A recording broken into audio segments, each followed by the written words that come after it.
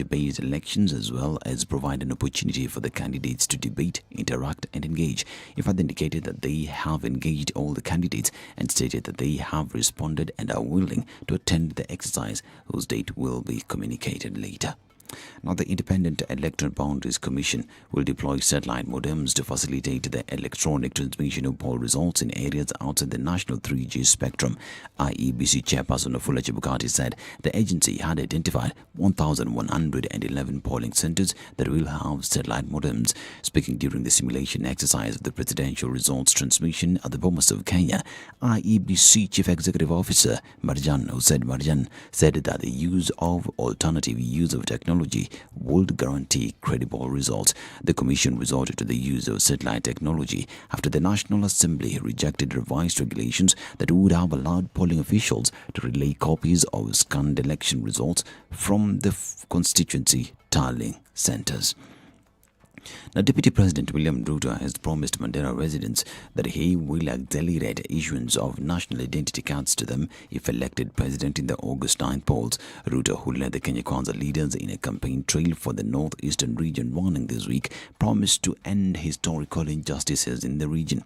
He said the vice has retarded development, promising all Kenyans would be treated equally. The Deputy President promised to enter into political agreement with residents of Mandera and northeastern in general to ensure all his pledges are fulfilled. He warned his political detractors that he would not allow them to interfere with the development agenda for the country through hate speech. During an economic forum held in Mandera town, Ruto said the region was lagging behind economically due to what he termed as poor leadership. And leaders allied to Azimio la Umoja flag bearer Raila Odinga have challenged the Independent Electoral Boundaries Commission to ensure a proper register is in place ahead of the August 9th general election. The Coalition Secretary General Junet Mohammed says elections would be a sham without a proper register. Junet, who was speaking in Migori County, wants IEBC chairperson Wafula Chebukati to assure Kenyans that the register, which will be used in the August 9 polls, will be the correct copy. Some of the leaders who accompanied Junet, including Opiyo Ndai, Migori Senator Chila Ayako, among others, said that the commission should ensure it conducts free and fair election. This comes even as Chebukati, who conducted the simulation of the results at the Bomas of Kenya, said the commission has prepared an election results path that will demonstrate a free, fair and credible election.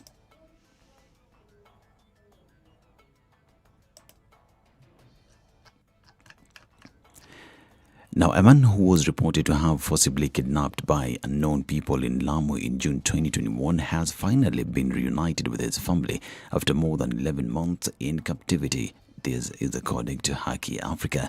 The family and civil society groups had blamed Yasir Mahmoud Ahmed's disappearance to security agencies. While announcing Ahmed's reunion with his family, the lobby called on the security agencies to produce all the missing persons in the country for the sake of justice. In April 2021, Missing Voices, a consortium of 15 civil society organizations, came out with a report indicating that there are many cases of enforced disappearances across the country than initially thought.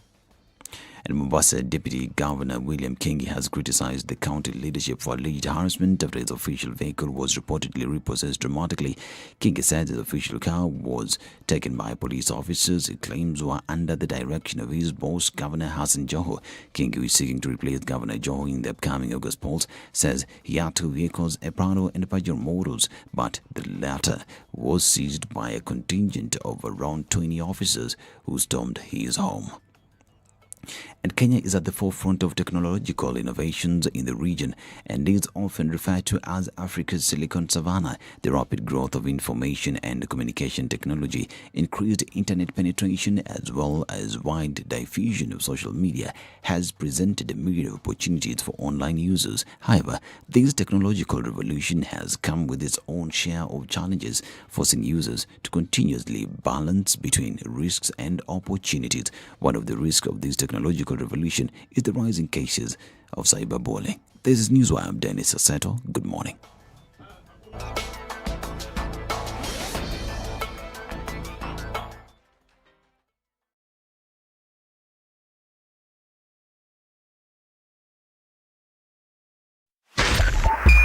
SpiceFM. Nyeri. The following takes place from 6 a.m. to 10 a.m. every weekday on SpiceFM. No, this wheelbarrow, how can you give people wheelbarrow? His party symbol is an umbrella. Is he distributing umbrellas in Makueni? Have you been told if we don't lock between 10 to 4, this is what we're saving? You try and call them, the same person who was in your house every day, because they know you are influential and you will give them votes. Call them after 1 month and see if they'll pick up their phone. Don't tell your member of parliament that you want him to come and build a school, you want him to come and do a hospital. That is not the work of the member. Now that we have devolution in this country, these resources should go to those devolved units. You have to have strong, independent institutions. And I mean, you have to have police who has the right to take the biggest town in the country and question, why did you do this and that, and send them to court if necessary. Joel Nkericho, good morning. Salama sana, habari ya asubuhi. Salama kabisa. Mbunge wako ni nani? Anaitwa Silvanus Martin, hapa ni Ainamoi. Silvanus Martin, Ainamoi. Yes. Sasa ile juma namwambia yeye nini? Amalize aende. Asante sana. That's it. The Situation Room. Kenya's biggest conversation. Finally on Friday, and what do the streets look like? A little bit of a hiccup on the southern bypass this morning, and we're getting news that it's because of an accident that took place earlier this morning, and folks are trying to sort that out. So if you're planning on using the southern bypass, get out into the city, you might want to know what lies ahead. Inbound and outbound traffic, a little bit on Mombasa Road, right around Imara Daima, but it shouldn't be too terrible. You may have noted, folks, that turn-off just at General Motors has been opened recently, so there's an option for you to turn around really quickly. Jogger Road, also some traffic here and there as you get into the city. Going then via Landis Road, it will not be too painful, at least not for now. Let's take a look at the Thika Superhighway, which is clear and free all the way through into the CBD. But we know from past experience that's going to build up in a short while, so we'll be here to let you know what it looks like in a bit. Let's know what's going on in your neck of the woods. Talk to us on SpiceFM KE on Twitter. Text 40127.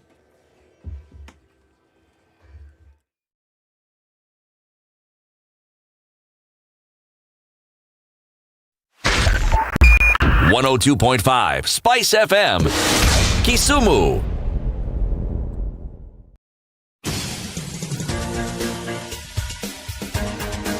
This is the Situation Room, the home of hard-hitting political commentary and penetrating insights about the state of the nation. This is a talk radio experience like no other. The Situation Room, a place for hard truths, debates, and elevated conversations. The Situation Room, witty, political, engaging, deep, controversial. In the room, we have C.T. Muga, researcher, academic, seasoned political observer, a fountain of wisdom in these politically uncertain times. Ndu Okoh, Nigerian by birth, Kenyan by choice, communications expert, Pan-Africanist, a truth seeker and believer in people power, and Eric Latiff, agent provocateur, the man in the chair, seasoned journalist, news hound, a man who Good morning. believes in How are you punching up. doing? 9 minutes after 6 on the 10th day of April 2022. Kenya's biggest conversation. Welcome to Friday. Imagine it's the end of the week, City. For a moment there, I lived in hope. When you began with, we're at the end of, I thought you were going to say month. Then I realized, no, it can't be month, it's week. Ndu? Yes. Wewe hujambo? Mimi si jambo. Did I get it right? First of all, the jumbo. Doesn't matter. No, You don't say anything. the Mimi jumbo mu bit, mambo. no, the jumbo bit Mambo you got it number right. 5. Mimi si jambo. Very good. We have a guest host today, business journalist Ramanyang. Good morning. Good morning, Eric. How you doing? I'm quite well. How's your week been? The week has been very busy. It's been a week of action on the financial market. So it's, there's plenty to talk about. And of course, our parliamentarians decided to end matters, which will give us a lot of interesting things to talk about today. Yes, indeed. We have some interesting conversations. So a lot has been happening, like you're saying, Rama. Debt ceiling. We have given them some extra leeway to the government. You know, you can borrow. What's the problem? Debt is not a problem. Fuliza too. You can just borrow. I mean, Sutalipa. And if one particular building has a ceiling, Jenga Gorofa, just build another one on top. Yes. Extend the ceiling. So you just make that a floor. Yes, so you Right. have many ceilings. So what was previously a ceiling is now, as you correctly put it, a floor. No, unfortunately, you're just building it with, toothpicks instead of proper steel rods. But still, build the floor. Who says a building must be built with steel rods? Kwani, can you pick your teeth with steel rods? Sorry, can you even find the steel rods to begin with? When you can't even find dollars in the market. Work with what you have. That's the other thing. Dollars. Are there dollars in the market? Are there no dollars in the market? The central bank, the national treasury says, what's the problem, you people? What are you talking about? Import cover, $2 We have 5 months. We're okay, Bana. What's the problem? We will have that conversation at 9 a.m., right? Yep. And we'll be joined by somebody who is an expert on these matters. We certainly will. Who's that? Sunil Sangha, he's been in the banking market, financial markets for quite a while, for decades, in fact. So the beauty of having someone like him around is that he gives you the perspective of things, not just going back to the last currency crisis we had in 2011 when Professor Njuguna Ndongo was the central bank governor. We can extend this all the way back to when we liberalized our foreign currency market and floated the Kenyan shilling way back in the early 90s. I mean, back then I was a child, so for many of us, this is economic history. But it holds some interesting lessons on what we've done in past crises and what lessons that may have for us in the future. Okay. And we'll first of all want to find out from him, is there a crisis? There is. And that's a 9 o'clock conversation. At 8 o'clock, we'll have a conversation about animal welfare in Africa and why animals matter. Tennyson J.C. Williams is the Director for Africa Wild Animal Protection. He'll be joining us at 8 o'clock for that conversation. At 7 o'clock, we have a conversation about financial matters again, budgets. So we are coming to the close of the current financial year, and the next financial year begins. Parliament has already approved the measures and budget measures for the next financial year, the taxation measures, and also the division of revenue. And of course, we knew that happened before the budget allocation. And the county allocation has also been passed by the Senate. So what does that mean? How are we looking? Somebody who's also an expert on these matters of budget is, his name is James Moragori. He's been here before. He's the Chief Executive Officer of the Institute of Public Finance. He'll be joining us at 7 a.m. Kenya Open Budget Survey 2021. That's the conversation that we'll be having. So keep it here for this and more. We start with a look at COVID-19. All right, let's look at Kenyan numbers this morning, and they don't look really pretty, guys. 202 new cases in the country from a sample size of just the same, where you got 100 the other day. Actually, I take that back. Where you got a smaller sample size, where you got half of this, right? 2,787 was the sample size, 202 new cases of COVID. That puts Kenya's positivity rate at 7.2%. These are not exciting numbers. Again, we're trying to keep the numbers under 5%. That's what it should be, to have a manageable level of disease profile in the country. But doesn't look too good right now. It looks as though these numbers are rising. If these that we're seeing on a daily basis are any indication, then we know that, again, it's rising. And again, symptomatic cases are the thing. Your flu, your headache, and your fever. It's happening, and it's interesting that this is happening at a time when we're also being told that 24 global hotel brands are eyeing Kenya this year as the industry recovers from the effects of COVID-19. It's a new report that says new hotels will bring to the market 3,155. That's 3,155 new hotel rooms, according to the survey from the hospitality advisory firm Hospitality Group, making Kenya the top 7 hotspot for new luxury hotels on the African continent. And they're saying, well, they've made this decision because they're seeing that, COVID has subsided. On a day when we're actually seeing that the positivity rate is closer to 10% than it has been in the last 6 months. Good thing, though, is that in all these days, as we're seeing the positivity rate rising, it's 0 deaths Indeed. per day, which tells you that also the severity of the infections is not so bad. Our healthcare system is not getting overwhelmed. It isn't. Yeah. I think the cautionary note, though, is that whereas we kind of forgot it, isn't it? That it was a thing of the past. I think we're now being reminded that there's certain things that we can do to protect ourselves. Of course, the first one being get vaccinated. There's still very many people, you'd be surprised, who actually have not been vaccinated. And you're saying this is the first line of defense that you can use. Get double vaxxed and then get boosted if you haven't. And then, protocols, observe them, whatever they may be. Okay, surprise, surprise, but Shanghai is going into lockdown again. And they want to do this to test 2.7 million people. Just when the global financial centers were saying, finally, we can get back to business, the government said, well, hold on just a minute. We're not quite sure just yet. We want to test more people and see what we have. We don't want one case of COVID. So whether you rejoiced or not, we're saying, no, we're going back into lockdown. We will test everybody, say whatever you need to say, but we're going to make sure that we're safe. Rama, you work for China Global. So, of course, you look at this news on a daily basis and you also get news from the ground. What's happening? Why these zero decisions? COVID? Zero COVID. The general policy decision is to essentially try and not have any cases of COVID at all in the country. And you could argue that essentially that China was relatively successful at doing that in the early days of the pandemic, right? At the time when the rest of us, South Africa, the US, UK, when Boris Johnson was telling people, you've got to stay home, and then of course, as we later found out, he was having booze parties in number 10 Downing Street.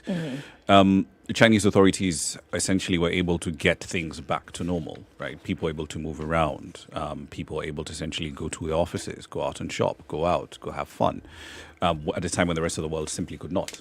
And that's the policy that they're essentially trying to stick to. And what we're seeing now, in fact, that particular bit of news coming out of the lockdowns that we're seeing, not just in Shanghai, Beijing, parts of Beijing as well. The net effect of that is, if you look at what's happening in the oil market, the assumption had been that, okay, if China's coming out of lockdown, oil demand, because it's a huge oil consumer in the world, the assumption was that oil demand will essentially go back up. And when that didn't happen, oil prices tanked a little bit, not by much, but we're still looking at, Brent being at around $123 a barrel, which is still pretty expensive. But whatever happens over there has an effect on many, many things, oil prices being one of them. But that is just too much, man. Those are very many days to have an entire population locked in. Very many. Aish, man. Anyway, 18 minutes after 6, we are live streaming the show on SpiceFM KE on Facebook and YouTube. Are you online? You know what you need to do. If you don't know, I'm going to tell you. Get online, get onto Facebook, get onto YouTube, get onto Twitter. Say hello to us. Tell us where you're tuned in from this morning, and we will be acknowledging your presence shortly. First, we take a look at the weather forecasts.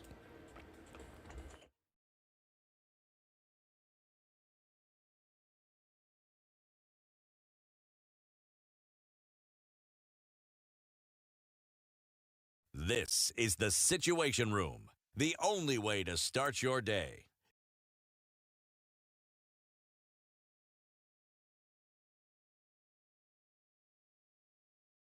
Cloudy conditions this Friday morning in Nairobi at 15, highs of 23 and lows of 14 today.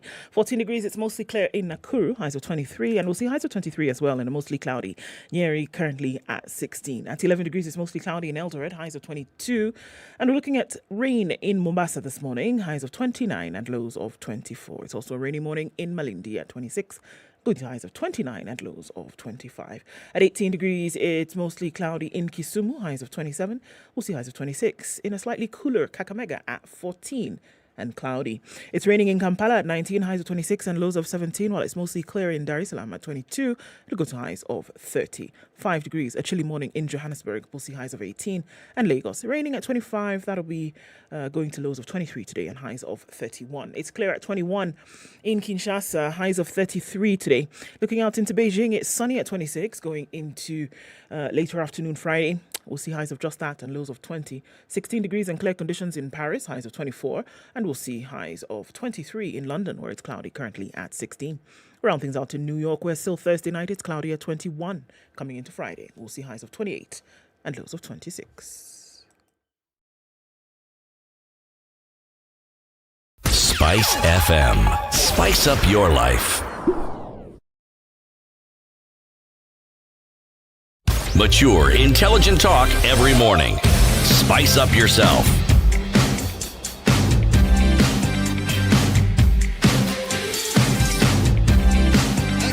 Mornings done right. Okay, 20 minutes after 6. 94.4 Spice FM. Everybody, Rogers Mola says good morning.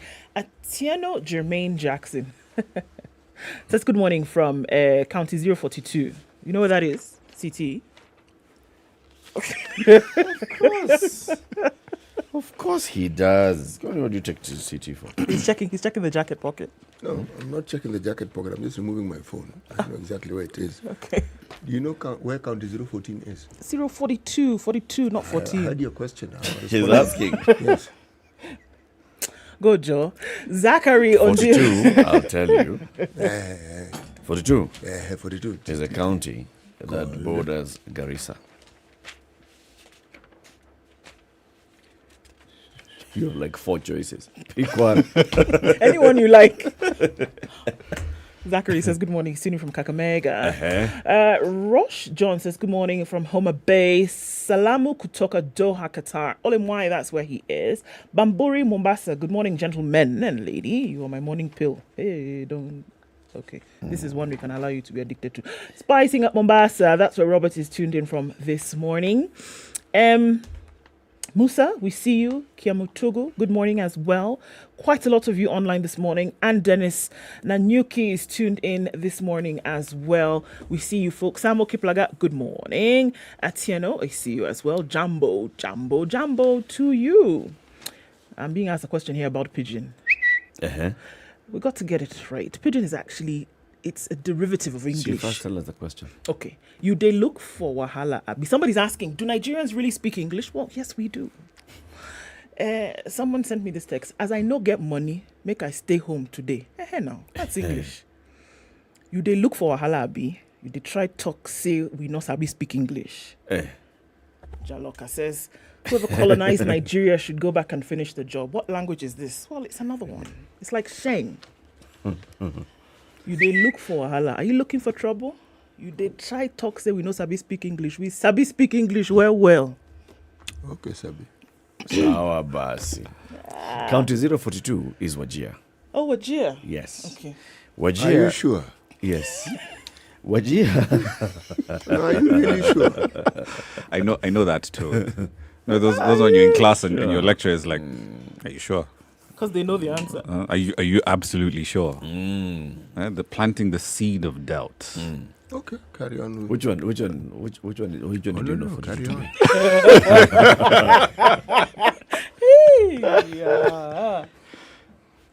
Sawa basi.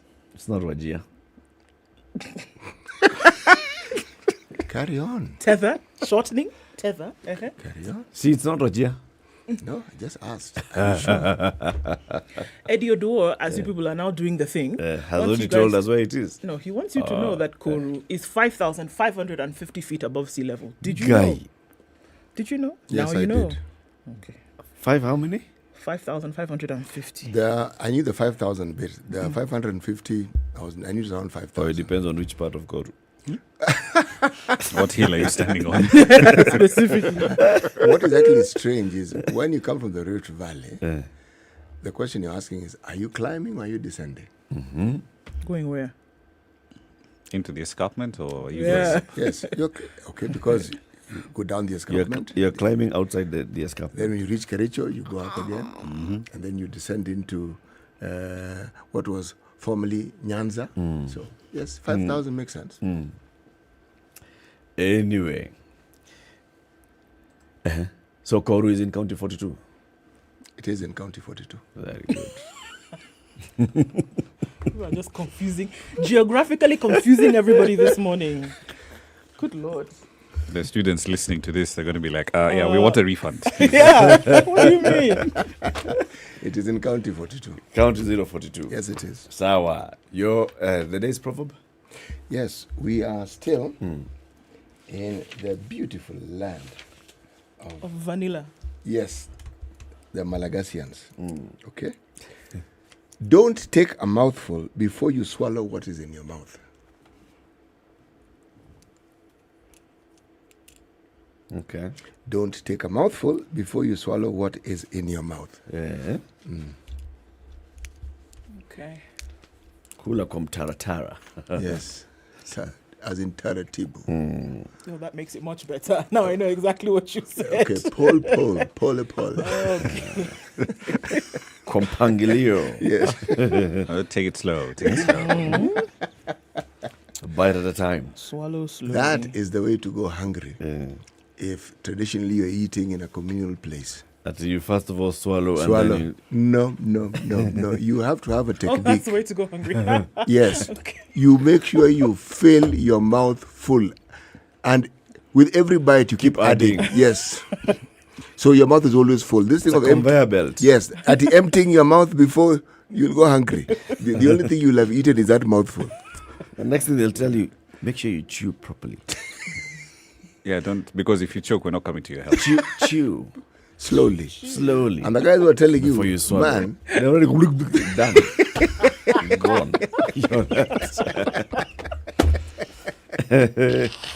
Okay, let's look at the newspaper headlines. www.standardmedia.co.ke. I get premium content online. It's all about politics and what's coming in the next general election. What are you looking at? No. Block these people, the EACC tells Chebukati. So we know that the EACC is enjoined in a case that has then now gone to court seeking court orders to have specific individuals blocked then from vying in this year's elections. The fate of some 241 aspirants the anti-graft agency wants barred from contesting in the August 9th polls over integrity questions hangs in the balance, even as the Electoral Commission yesterday came under increased pressure to strike off their names from the ballot. So yes, there were sessions that took place yesterday. The case has been made and those deliberations continue. But what IEBC is being told, knock them out of the race. Efforts by the Ethics and Anti-Corruption Commission were opposed by the Electoral Commission, which insisted it cannot be directed by other agencies on who to clear or not to clear for political office, which brings in a bit of confusion because this said office is one of the ones that seeks clearance on a form by the IEBC for any candidate. Okay? During a 7-hour hearing at the High Court in Milimani, the EACC and the Director of Public Prosecutions and civil society groups united against the Independent Electoral and Boundaries Commission, which was cast as the weak link in the efforts to bar tainted individuals from the ballot. IEBC, chaired by Wafula Chebukati, was accused of neglecting its obligation to enforce provisions of Chapter 6 of the Constitution on leadership and integrity, but it pushed back, saying every institution must stick to its line of work. In its submissions, EACC, led by the very able Philip Kagushia, portrayed IEBC of allowing criminal suspects, convicts with pending appeals, and persons with integrity questions to vie for public seats. The EACC, whose chief executive is Twalib Mbarak, wants 241 aspirants for governor, Senate, National Assembly, and County Assembly posts. It recently flagged over allegations of corruption and economic crimes, barred from the election. The watchdog lamented that some of the candidates it wanted barred in 2017, but who IEBC allowed to vie, were later arrested and in court facing graft charges. 21,863 is the number of the list that has been submitted by the IEBC to the EACC for integrity verification, and the anti-graft body reported adverse findings on 241. Why is IEBC sticking to its guns? I don't know. Because everybody it's the world else. Against IEBC. Yeah. And IEBC is saying, no, we are following the law to the letter. Let's see. It's a good thing that Okoh Mtata took this matter to court. Yeah. Because hopefully then the courts can pronounce themselves on this particular matter and give us some precedent, honestly, which must be used by IEBC. All right? What we've been talking about, must you really clear somebody? Because there's a part of the law that says, they have not exhausted avenues of appeal. What avenues of appeal? And even that seems to be selective. Okay? Because if we were to go by the complaints that we've heard some of the aspirants putting forth, you get the sense that this isn't a level playing field. Yes, somehow the interpretations seem to favor whoever it is it chooses to favor. And because if you're going to, let's put it on the weighing scale, if somebody has come and submitted all the requirements to you as IEBC, and what do you find that, okay, you, just as an example, you missed a letter in your banker's check. Compared to somebody who is facing criminal charges in court, you clear one over the other. That's a question that has to come out. What are you doing? And also, a clerical error is something that, Eric, this is your fault. Eric, can be fixed. Clerical error. Well done. Yes. Is something that can be rectified within minutes. Yeah. But a charge, come on, murder charge, grand theft, that can't be cleared in an hour or a day. No, definitely not. Oh. Let's see what the courts tell us in this particular case. Let's just cross our fingers, because now that is the only hope left, that the courts can actually come and correct the law. It's 29 minutes to 7. Let's take a quick break, take a look at the traffic, and then we look at more newspaper headlines. A very good morning to you. This is the Situation Room, Kenya's biggest conversation. Eric Latiff, Okoh, CT Muga, and our guest host today, Ramanyang.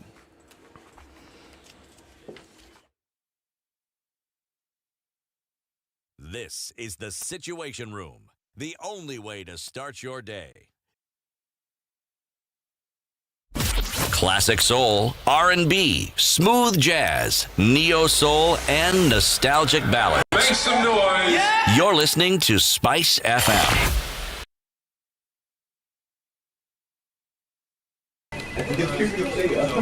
Hey, Mato, what's up? You're not yourself today, man. Just a little push and pull with my taxes. I'm moving to court to challenge some tax claims from the KRA. Easy, man. Have you considered talking to them before, taking this long judicial route? What do you mean talking to them? It's a KRA, for heaven's sake. Yo, listen. The KRA has established an alternative dispute resolution mechanism, which is faster, flexible, confidential, and above all, provides a win-win outcome for all parties. Wait. As in, I can actually engage KRA out of court? Oh, yes. And it's free. Now, able get that gloom off your face and go talk to KRA today. For more information on KRA's alternative dispute resolution, write to adr@kra.go.ke. KRA, tujadiliane, tuelewane. Standard Group's Farm Kenya initiative is the umbrella entity for all agriculture-related channels, activities and investments. The media platforms under the Farm Kenya initiative include the Smart Harvest Weekly Pullout in the Saturday Standard, KTN Farmers TV, a 24-hour agribusiness TV station, Maisha Kilimo, a weekly agriculture show on Radio Maisha, AgriTalk on SpiceFM's morning show The Situation Room, and Grind na Agribiz on Vibes Radio morning show Morning Vibes. Find us online at www.farmers.co.ke, an integrated website that creates and aggregates agri-content, hosts a digital marketplace, and wide range of agri-data. Other platforms include specialized events such as the annual Mkulima Expo, quarterly Farmers Kenya Breakfast. Okay, so 6:30, a few minutes after that, what are we looking at? Well, still not terrible situations on the road this morning. We're looking at Jogo Road already piling up as you get towards Landis, but that's where you see the worst of it, at least for now. And the Thika Superhighway is starting to beat with that traffic just around that Pangani underpass. Coming out then beyond Allsops, coming in that direction, some traffic there. We will see it go crazy after 7 o'clock. That is for sure. Langata Road hasn't started to do its thing, but we know that it will not too long from now. Okay, so starting off to dull raw this morning, let's just keep an eye on things and see what happens after 7. Let's do it. Talk to us on SpiceFM KE on Twitter. Text on 40127. Classic soul, R&B, smooth jazz, neo-soul, and nostalgic ballads. Make some noise. Yeah! You're listening to Spice FM. Spice FM, Malindi. Mature, intelligent talk every morning. Spice up yourself.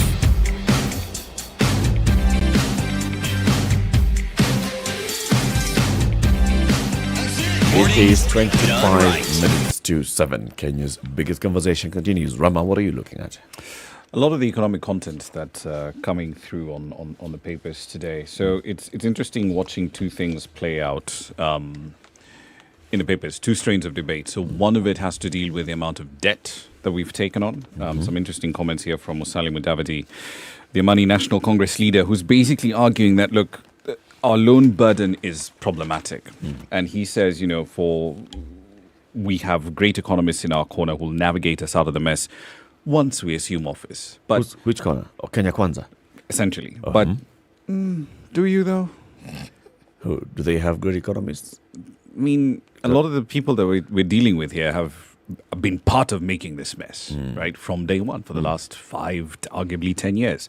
And now all of a sudden we should be believing the line of argument that, yeah, you know, we'll fix this. We'll fix this. Don't worry about it. And on the other end of the equation, you have this interesting op-ed from Gladys Wanga, former chair of the Finance Committee. And she's making some pretty interesting arguments here where she says, you know, forget the Mitumba rage. We need to strengthen manufacturing. Yes, there is an argument to strengthen manufacturing. But what's rich about her piece, her op-ed here, is that she's basically ignoring the fact that in the last 5+ years, manufacturing share of GDP has fallen. She says here that it's contributing a static 11% to the value of Kenya's goods and services. Manufacturing share of GDP is now under 9%. It's around 8%. Yep, it's been dropping. Precisely. And why has it been dropping? Tax policy has been deeply unpredictable. This chaotic fight around the minimum tax, that came up on her watch, right? These fights we've had in the past around things like, there was this absolutely atrocious proposal Treasury put up about a so-called Robin Hood tax. So if I'm transferring 500,000 shillings to CT, I'm going to pay a certain percentage of that to government as a tax. That's going to fund universal healthcare. Now, in itself, even the way the original draft was written, it was completely garbage, because what it essentially implied was, if I sent you 499,000 shillings... then we're good. Yeah, I've ordered the tax, right? But if as government, right, I am paying taxes, right? Say, for example, as, I don't know, the National Treasury, I'm processing payroll for my employees. That mere transfer from my account as Treasury to this to my employees' account, I'm going to start paying Robin Hood taxes on that. I mean, if you have that sort of flip-flop approach to tax policy, why would anyone come and invest here, right?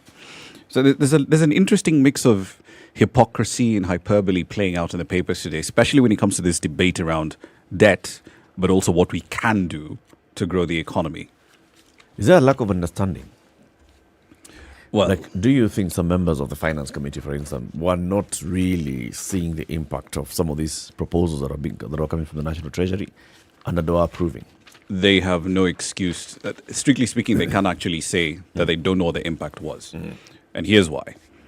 If I am paying you a 6-figure salary and you have access to some of the finest economic minds in this country, there is no point where a legislator can legitimately say, oh, by the way,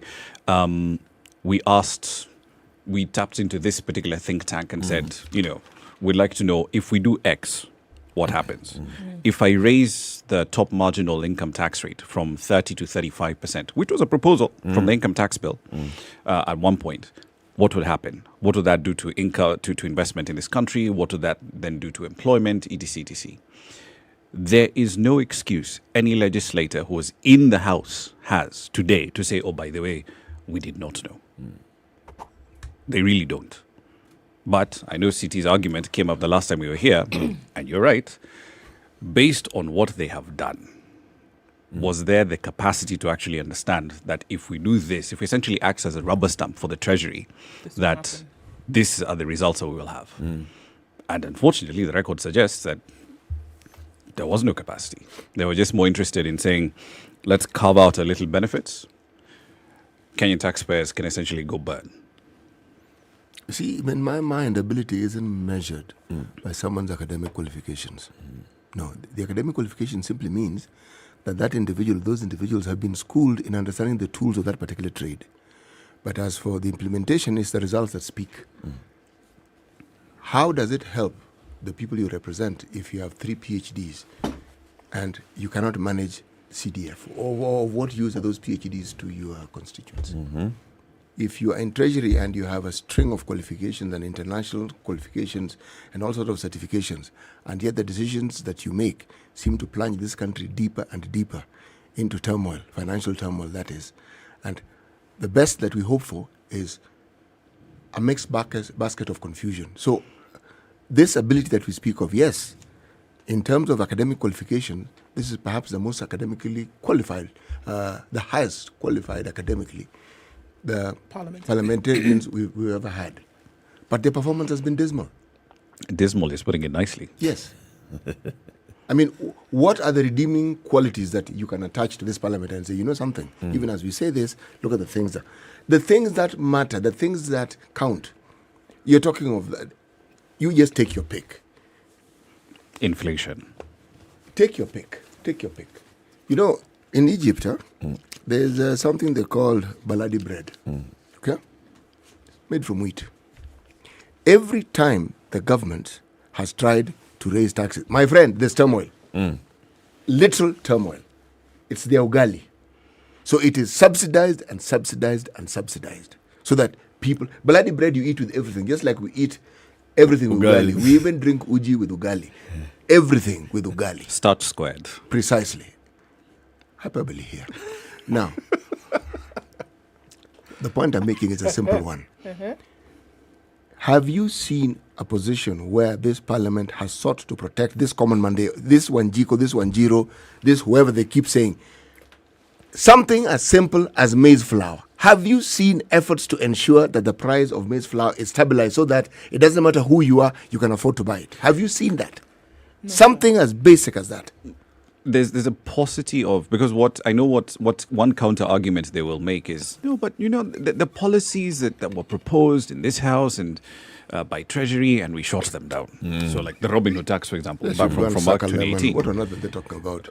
That's no, just saying devil's advocate. It came and we shut it down. And we shut it down. We refused. You know, we were and protecting the ordinary Mwananchi. The 8% VAT on fuel. Same story. But these are essentially just it's the garnish. It's the little decorations. Yes. It's that little umbrella that comes on your little cocktail. But it's at the end of the day, it doesn't matter. It's irrelevant to the substance at hand. Fiscal policy was a mess, and it happened on their watch. They screwed it up. And they watched it. Well, yeah.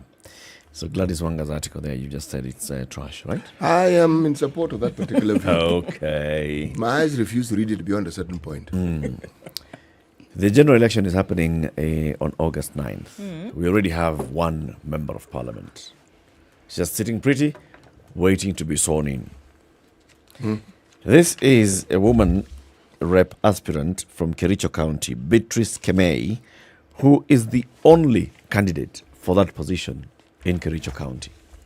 And the IEBC has already cleared and certified and said, yes, this is the only candidate. So we're just waiting to say, yeah, she has been elected. Ms. Kemei is in UDA, and she battled against 5 other candidates for the UDA ticket. She got 87,000 votes against Florence Bore, who got 64,000 votes. Millicent Tor had 28,000 votes. Emily Kirui, 12,000 votes. Beatrice Chirchir, 11,000 votes. And Lucy Ngeni, 3,500 votes. Those are very many people who came out to vote in the primaries. All the others, even the one who got 64,000 votes, they did not succumb to ground ikonawewe, enda independent. Oh, no. So all of them, they were like, okay, we respect the wish of the people. Good. It's okay. So she's the only one left. And she's coming to parliament. This is not the first time that she's tried for this seat. In 2017, she did the same. She got about 111,000 votes, but she lost. She went back to the ground and continued operating on the ground. She was lucky that in 2018, she was appointed to the board of the Rural Electrification Authority. So she worked very hard at getting in touch with the ground, making sure that there was electricity connectivity to the people. And saying, ni mimi, ni mimi, nimeambia serikali ilete stima kwako. So now she goes back to the people, mama stima. Only time will tell. Yeah. A bit of a softer social side to a story is interesting. A woman having been mocked for only having daughters has done what? Given birth to 4 boys. At what? At once. Alice Khalicia confesses that she has been at ease bringing up 3 girls with a husband by her side. Raising a family, she says, is hard enough without the side glances of disapproval from relatives who believe you have not been giving birth to babies of the right sex. So, as Mrs. Halisia cuddles one of her 4 newborn boys at the Kakamega General Hospital, she wears a smile of vindication, I beg your pardon. Yeah. The 31-year-old boy from Ikolomani, the 31-year-old from Ikolomani constituency says she is the happiest woman on earth because she has been praying to God to give her a son, and he has answered her in a grand way, 4 no less. I challenge God to give me a son. I thank him because he gave me more than I asked for. As she tells it, her in-laws have been up to no good, and they had been telling her, look, you know, we can decide to get somebody else who can give us boys. She said, okay. So she went and told who? She told God. And God gave her 4. 4. I have more boys than girls. Yeah. What are you talking about? What was the problem? She has been raising 3 girls. She gets 4 boys. Yep. How about a shutdown for her in-laws? It's interesting how these cultural norms still find their way back into these conversations every day. Yeah. 2022, and we're still telling women, you know, oh, by the way, since you haven't given us sons. Actually, more importantly, it is interesting how we allow these cultural norms to keep shaping the way we go about our business. Yep. It's crazy. We allow? Yes, we do. Those are the ones that define us, man. Yes and no. Because a lot of cultural norms have their bearing and their being in a time gone by. And at that particular point in time, there was relevance to it. Some of those norms have outlived their relevance. True, but CT, you'd be surprised at the number of living, upright human beings from Earth who, as Rama is saying, actually believe that there's something wrong with this woman because she's not been able to birth boys. Today, card-carrying certified human beings actually hold this belief today. Yes. So, they bring that belief to bear on you, and you carry that burden. There are people who have parted in the unions that they have forged for themselves because of same issues. Now, should it not be even of greater concern that these very concerned individuals should be concerned with whether these children are going to be able to actually eat, go to school? Because 7 children are many. They're healthy, actually. There are many. 7 children. It doesn't matter what arithmetic you use. There are very many. Well, to your point, CT, the mother of 7 acknowledged that the road ahead will be bumpy because neither she nor her husband have jobs. Quote, I've been told to buy a specific brand of milk and food for my children, and I believe one of the babies is still in hospital. She was discharged with 3 of the boys. I've been told to buy a specific brand of milk and food for my children, yet my husband is not capable. I call upon well-wishers to come to my rescue so that together we can bring up these children. And it goes back to what you're saying. We apply all this ridiculous social pressure. Give us boys, give us boys, give us boys. But are we going to pay the price? So the boys are here now. Where are you? All of you who are shouting. Are you going to produce the? Are you going to pay fees? This special milk that they're looking for, will you buy it? Are we going to pay for nannies? Because 7 kids are a lot. Are we going to pay for nannies for these kids? The community will chip in. Which ones? When called upon. Ile 2,000 bob I owe you. Takulipa. Relax. Same story. Usijali. Yeah. Tutafanya harambee. Usitense bana. Nini. Yeah. Relax. Crazy. Now her, she's like a sow. She can't even produce enough milk to feed all of them. Oh, yeah. You know, talking of these norms, look at our electoral system and the way we vote either on the basis of clan registration and membership, clan affiliation through marriage, ignoring the very things you should look at. Is this person actually capable of doing this thing? And usually the track record that person has, it's before you. You don't need to, it's actually before you. But you will ignore it. And then, not even halfway, a year into the person's term, this person. That's why I said, some of these things, we allow them. It is not so much that they chance upon us and that they are a burden that falls from the skies onto our heads. No. We allow this particular bird to build a nest on our heads. Anyway, Siti, what are you looking at? I am looking at something very interesting. Let me tell you the story. Happy story. Story. Story come. Story. Where's that story? Is it about Kenya? It's in Kenya. Very good. Okay. Is it in County 42? Is it from County 42? 5,550 feet. You clever people, if you know what I'm going to say, why don't you just say it? Let me tell this story then. There you carry on. These stories that appear and then disappear. Yeah. As it finds its way back to you. Ferdinand Omanyala yesterday broke the championship's record to hand Kenya gold medal in the men's 100 meters at the ongoing Africa Athletics Championships at Cote d'Ivoire. No, in Mauritius. It's called the Cote d'Ivoire National Sports Complex in Mauritius. This one was a good one. It was a photo finish. It was Omanyala versus who? The gentleman from South Africa. And it was he's basically made it to that point. He is now proper African seniors champion. Fastest man in Africa. Yes. With a title to boot. And he is Kenyan. And we've just been watching a man rise and rise and rise. And you're like, good man. It was a fantastic race to watch. It was really, really close. I think the gap between the two was 0.03 seconds or something like that. 300ths of a second. 3 milliseconds. 3 milliseconds. Yes. It was really close, but fun race to have. But it does make you wonder though, because when you think about athletics in this country, it's always been about long distance running. Yes. But it's rarely ever been about the sprints. And what Ferdinand has done is that he's proven you do have the talent. So the question for us then becomes, how do we grow the next generation of Ferdinand Omanyalas out there? What do we need to do? Because it's not that the talent isn't there. I mean, we've got powerful sprinters out here. There. How do we grow them? It's there. Just like Yego did with javelin, now we're seeing this with Omanyala, with sprints. I mean, there's a lot of potential.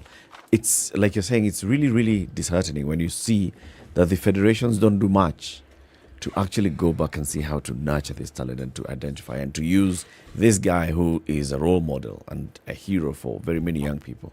Tell them, any young person who thinks that they can sprint, let's look at the National Athletics Championships. New sprinters coming up.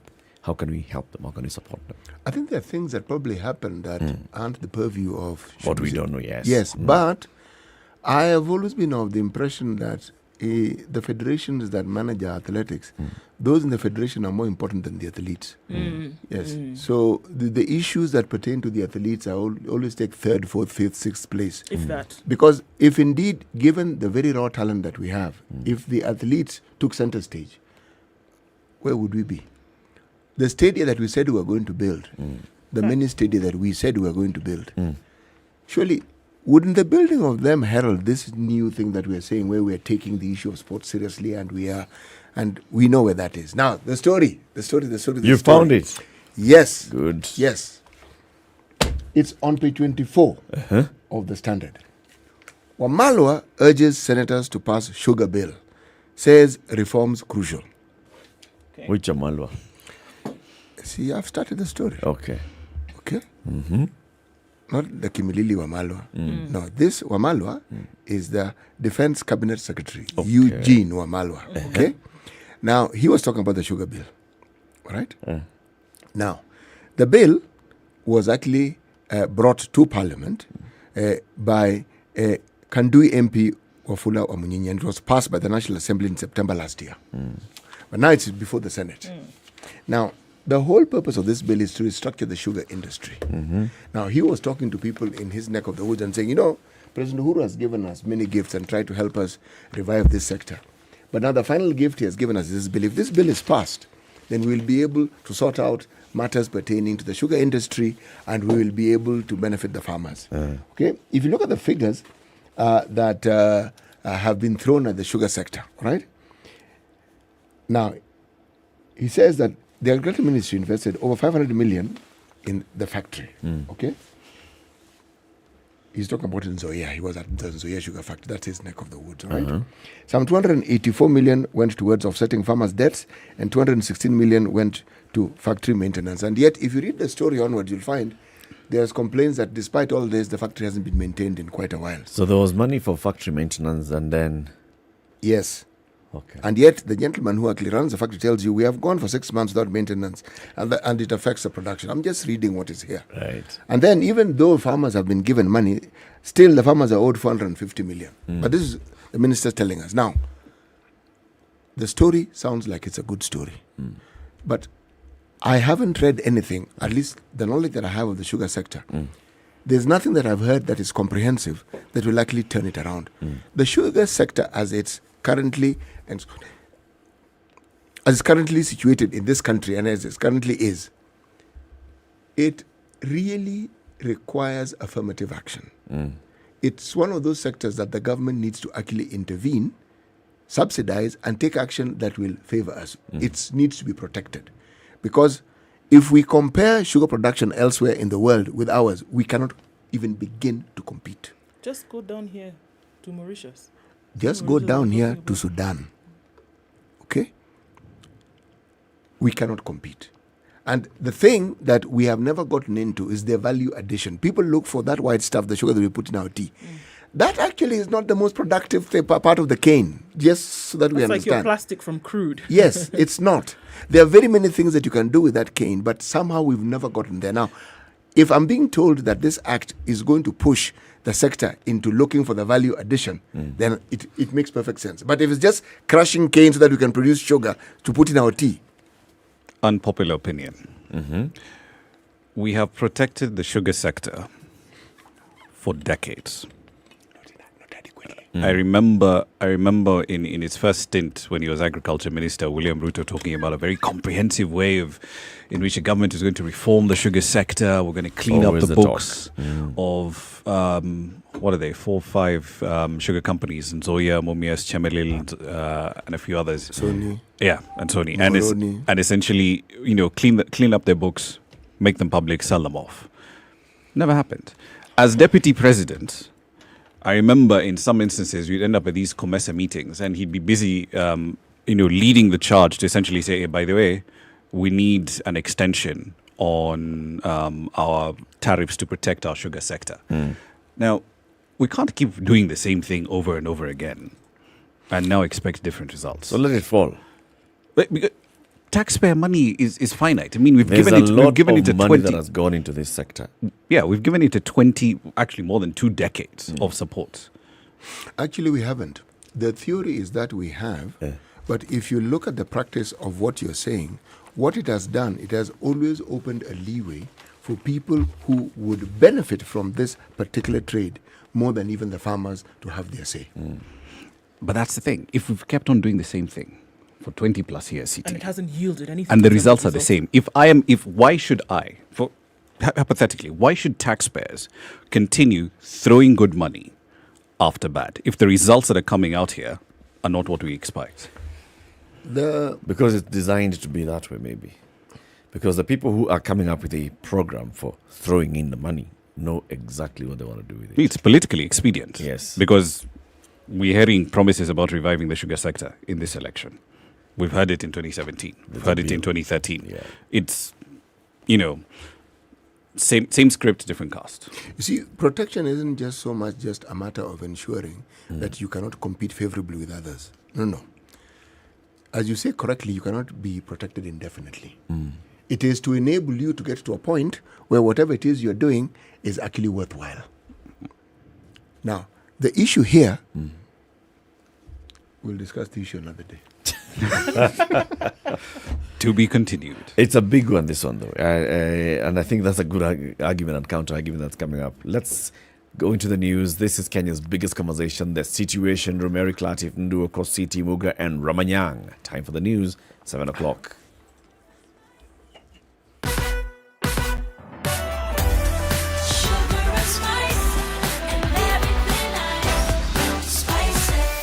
Spice up your life.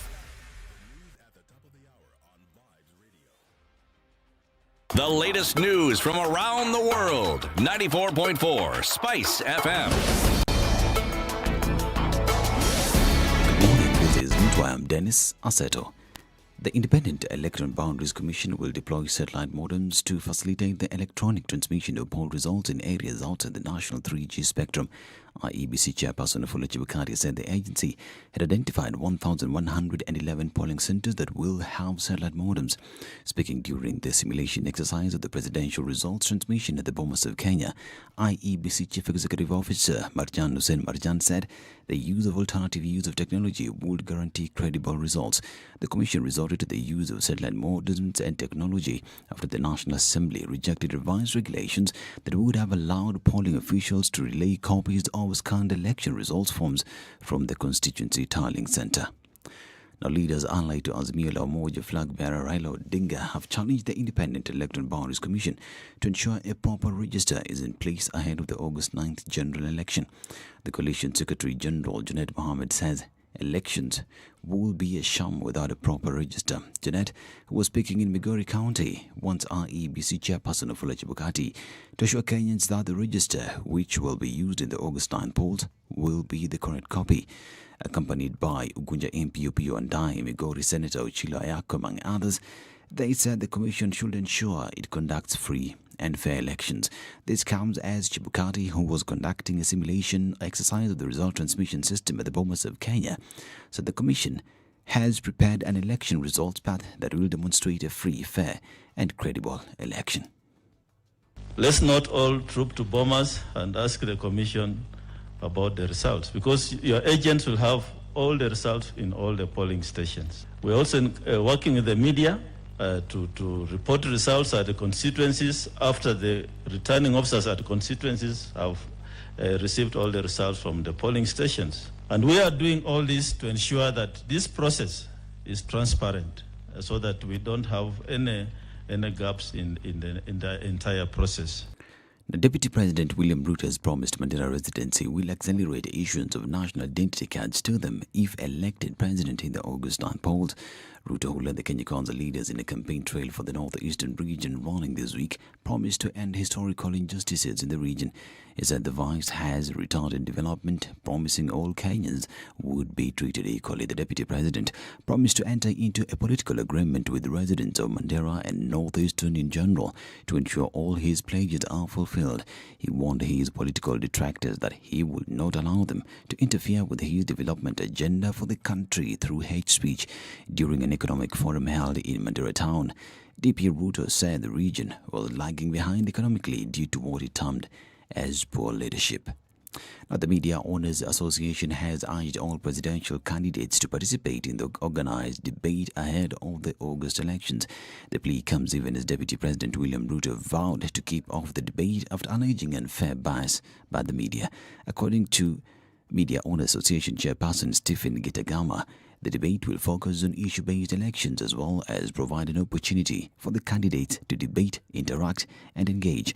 He further indicated that they have engaged all the candidates and stated that they have responded and are willing to attend the exercise, whose date will be communicated later. And Mombasa Deputy Governor William Kingi has criticized the county leadership for alleged harassment after his official vehicle was reportedly repossessed dramatically. Kingi says his official car was taken by police officers he claims were under the direction of his boss, Governor Hassan Joho. Kingi, who is seeking to replace Governor Joho in the upcoming August polls, says he had two vehicles, but which was seized by a contingent of around 20 officers who stormed his home. And the Council of Governors has urged the Senate to convene a sitting and approve the disbursement schedule to ensure prompt transfer of funds to the counties. The council has also threatened to go to court to compel the National Treasury to release funds without further delay, saying lack of resources is affecting ongoing interventions against drought in some counties. Council Chairperson Martin Ombora says the County Government Additional Allocation Act of 2022 was assented to on 22nd of April 2022 and commenced on 13th of May 2022, while the Treasury has prepared a disbursement schedule as recommended by the Budget Committee of the Intergovernmental Budget and Economic Council. This is Newswire. I'm Dennis Aseto.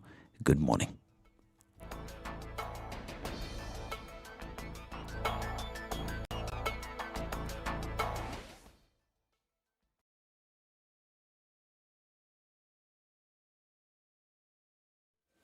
All right, and as expected, we're seeing traffic on the Thika Superhighway today, really heavy. Thick on the Thika Superhighway, all the way through to the Pangani Underpass and getting into the city. It's going to slow folks down quite some as you're getting onto then Muranga Road and getting into the CBD proper. On Kiambu Road, we're looking at in and outbound traffic, bumper to bumper in many parts, and we're probably going to see that spill over all the way through to Coffee Gardens.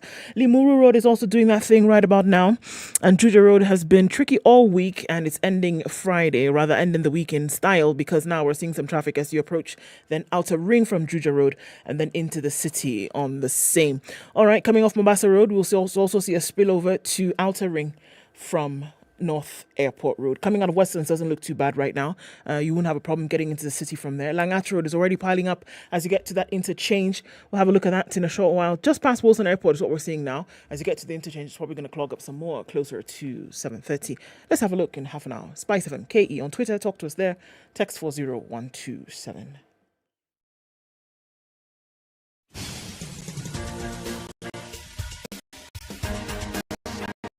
This is The Situation Room, the home of hard-hitting political commentary and penetrating insights about the state of the nation. This is a talk radio experience like no other. The Situation Room, a place for hard truths, debates, and elevated conversations. The Situation Room, witty, political, engaging, deep, controversial. In the room, we have C.T. Muga, researcher, academic, seasoned political observer, a fountain of wisdom in these politically uncertain times. Ndu Okoh, Nigerian by birth, Kenyan by choice, communications expert, Pan-Africanist, a truth seeker and believer in people power, and Eric Latiff, agent provocateur, the man in the chair, seasoned journalist, news hound, a man who believes in punching up, not down.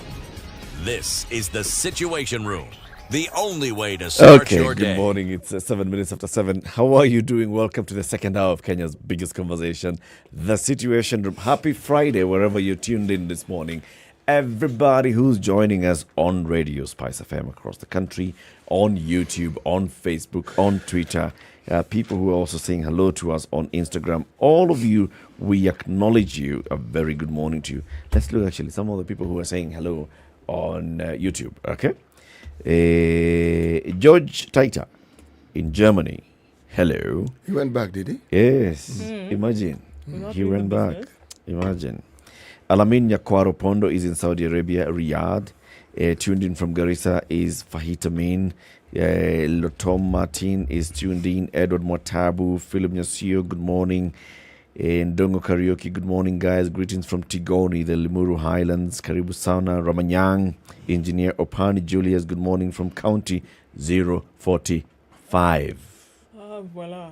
Which one is 045? It's the one next to 044. It's not far from 042? No.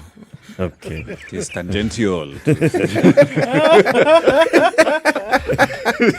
Rama can contribute to that one. It is tangential to something or the other. 44, 45. And county number 017. That's where Simon Kibiru is. Okay. 17 is kind of far from 45. No, just double it and then add a few more digits to it. Somewhere. 45, yes. Yeah, but it's in Kenya. It's a good thing that it's in Kenya. Ramanyang is our guest host this morning. We have a new guest joining us this hour, James Muragori, the CEO of the Institute of Public Finance. Before we welcome him and introduce him to the show, let's hear the day's proverb.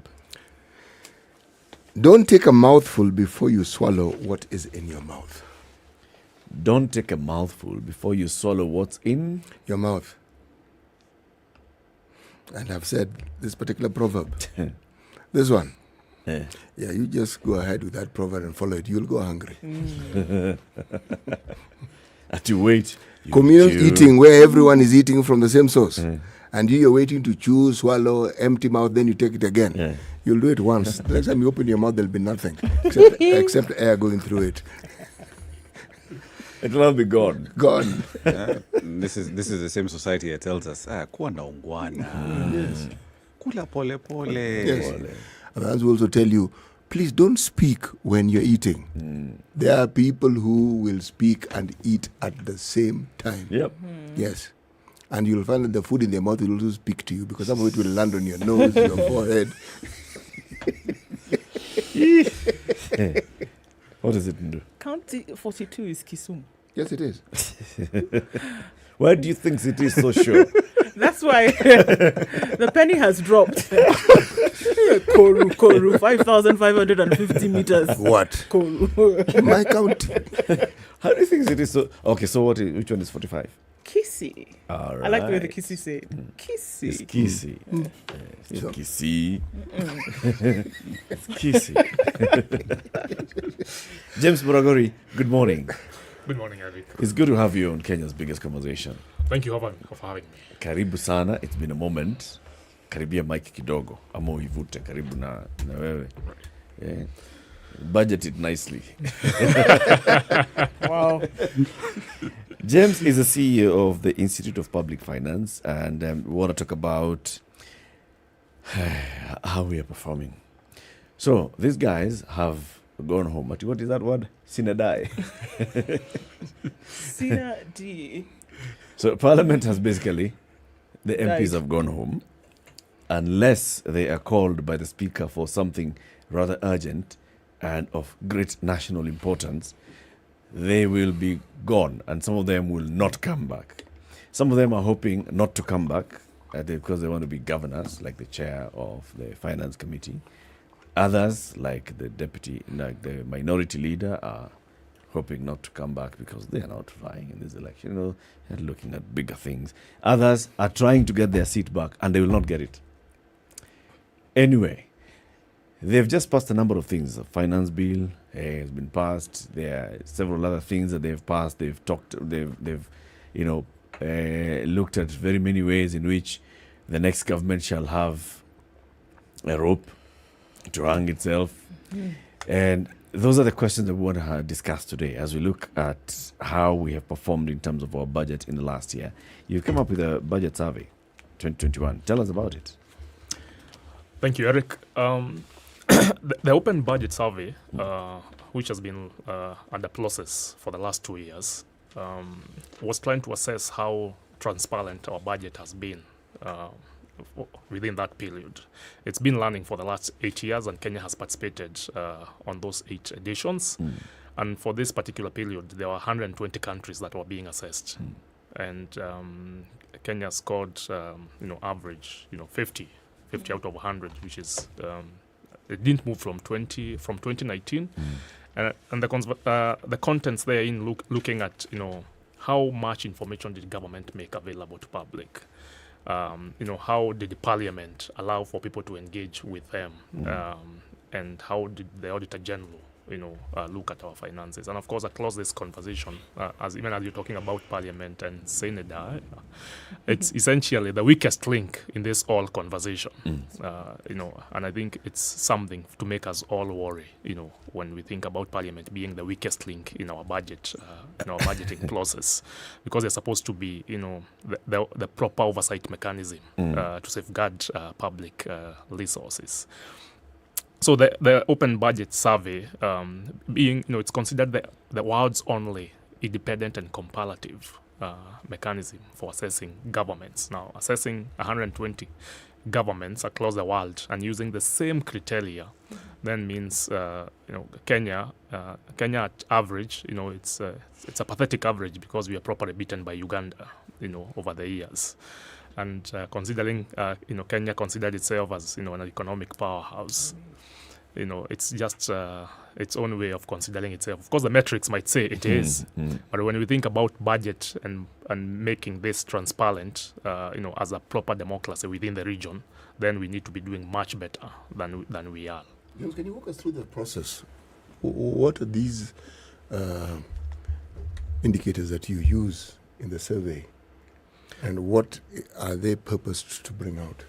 So the Open Budget Survey looks at key budget documents. We essentially look at around 8 budget documents that are produced by government. This includes the budget policy statement. We look at the budget estimates submitted to Parliament. We will look at what Parliament approves or the Appropriations Act or the enacted budget. We look at the implementation reports produced quarterly, and we look at the mid-year report or half-year report. And then we look at the Auditor General's report, and then look at the finance bill, and look at the citizens' budget. So those are the 8 documents we look at. And each document, for example, we are looking at how has citizens or how has Kenyans been engaged in the process. You know, if we're talking about the budget policy statement, we're asking by the time the government submits that to Parliament, that Parliament makes a decision to put the ceilings and say, we expect to collect this much money, and we will spend this money this way. Has there been conversations that have been held? You know, and these conversations have their, you know, if you make, public participation, if you make a submission and say, we would want to be considered, for government to consider ABCD, does government give you response on whether they made that decision?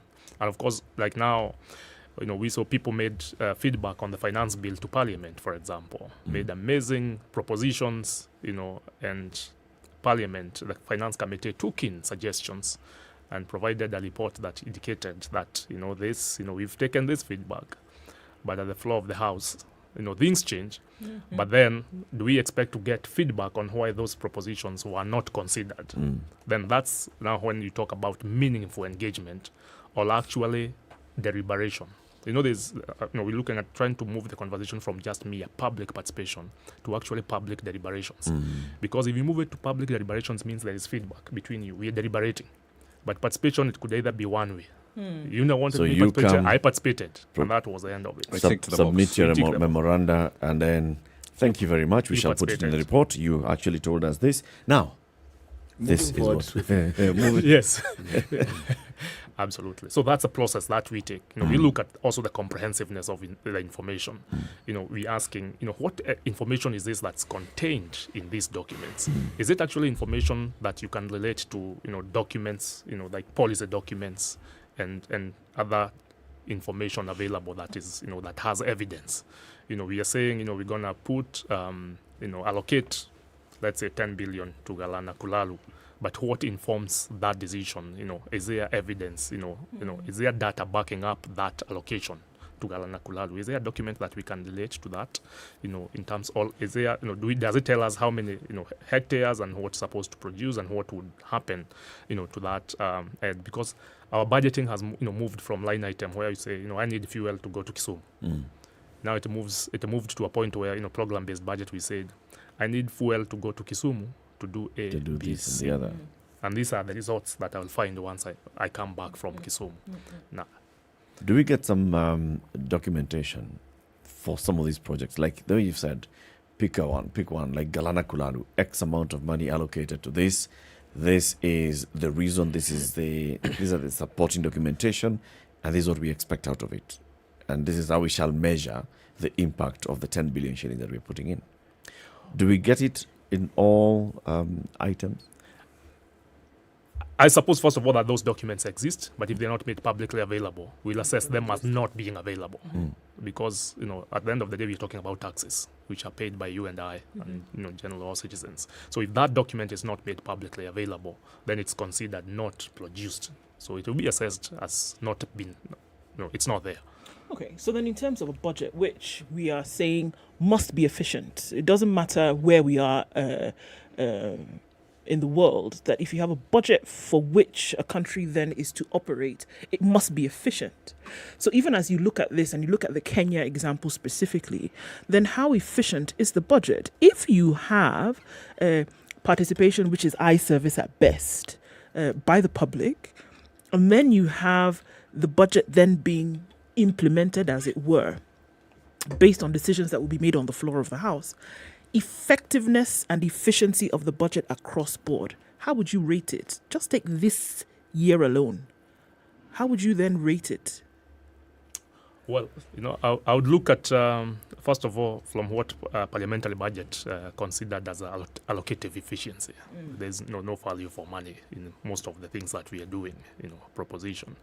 And while we will assess the efficiency and effectiveness of the resources being deployed, you want to look at,